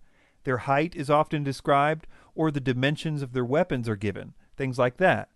The term Nephilim really most accurately means giants. This is the way ancient translators themselves understood it, translators of the Septuagint and Aramaic translations of the Hebrew Bible. It gets pretty complicated to explain why that's the case. On my website, sitchiniswrong.com, if you click on the tab for Nephilim, you'll find an explanation there. Part of the main problem, in my opinion here, is the differences in the definition of the word angel according to the ancient texts versus the definition according to modern pop culture. If you wanted to determine what an angel was using the Bible or other Near East text alone, you would conclude that they have fully functional bodies, that they can have meals with people, they grab hold of people, they are often mistaken as humans, In the story of Sodom and Gomorrah, the people wanted to rape the angels. We find in the Bible that the angels that decided to rebel and have sex with human women had to leave a certain type of body and exchange it for another one before they could do this. The type of body that they were said to have left is described in this verse as a habitation. And the angels which kept not their first estate, but left their own habitation, he hath reserved in everlasting chains under darkness unto the judgment of the great day. The word habitation there is a rare Greek word called okaterion, which is used only one other time in the New Testament to describe the type of bodies followers of Christ will attain at the resurrection of the dead. So basically, the angels were said to have left one type of body for another type, and the second type clearly was capable of sex and reproduction according to the Bible. There is biblical precedent for the idea that their flesh can do things our flesh does. In other words, if you're going to assume flesh, then it brings with it the capacities and in some senses the limitations as well. In other words, the Bible in detail explains what angels are and what their capabilities with their bodies are, which makes the following line from von Daniken even more deceptive. How can angels have sex? This is impossible. In our view, angels were something spiritual, not something who has a body and has the feeling of sex, but they had sex. Von Daniken's idea of an angel is defined more by Hallmark cards than ancient texts. Obviously, ancient cultures, including the writers of the Bible, believed that angels could and did have sex with human women. The various elements of this story are too common in ancient cultures to be chalked up to coincidence, in my opinion. But the details of these consistent reports do not benefit the ancient astronaut theory. In fact, if anything, it supports the idea that the narrative of the Bible is true, or at the very least that the specific details of that narrative was believed by cultures as geographically diverse as the Americas, the Middle East, Asia, Europe, and Africa. The idea of the Nephilim is a strange idea, but the idea that the texts which describe them are referring to ancient extraterrestrials does not fit the evidence, which is probably why Ancient Aliens has to misrepresent the evidence in order to make their points. There are many more topics that we could have covered in this film, like the claim that this Egyptian relief is depicting a gray alien, which, in more high-resolution pictures, can be seen to be a plant and a vase which is depicted in many other places in Egyptian art. Or this supposed ancient rocket ship sculpture, which, according to this Turkish article written in 2003, is a fake. The article quotes the curator of the Turkish Museum saying it's about 25 years old and made of plaster. Ancient Aliens goes on to make many more claims throughout their series, but I believe we have covered the best that they had to offer in this film. I could go on to debunk all the other claims that they make, and to a certain extent I will on the Ancient Aliens Debunked website, which I hope to make a hub for this type of information. But the main thing I want to stress is that this is not about ancient aliens getting a few claims wrong here and there, but their main theory still being true. That's not a tenable belief in light of this information. You have seen the unmistakable symptoms of the entire theory being wrong. I would also ask you to take a long, hard look at the authors and speakers and charismatic personalities that led you to believe some of the things that I hope you can now see are wrong. I hope that this film helps you to realize that they are not as smart as they have led us to believe, and to consider what else they may have taught you that isn't true. We shouldn't allow ourselves to be taken in by this kind of thing. We must be people with higher standards when it comes to verifying what is true. Do not become enslaved to an authority figure. They should always be willing to direct you to information so that you can do the work and you can check on them. If they don't, you should be suspicious. Again, this is just something that as a professor, as a scholar, I try to get my students to consider and think about, because let's face it, how many of us are really into this kind of stuff? Ancient languages, how many people do that? You get somebody who comes along like Zecharia Sitchin and starts spouting things about Sumerian and Akkadian and Hebrew and whatnot. How many people really have the ability to check up on them? Well, the answer is not many, and it just sounds like a horrible amount of work to gain that knowledge so that you can evaluate what they say, and I understand that. But you should not let that allow you to check your brain in at the door. You should ask that source, that person, hey, where can I look? What can I do? What can I access to try to test what you're saying? Please visit the website ancientaliensdebunked.com to see the different sections of this film or to download it for your own personal use. Feel free to use this film in any way that you see fit, except for charging for it in any way. Thanks for your time.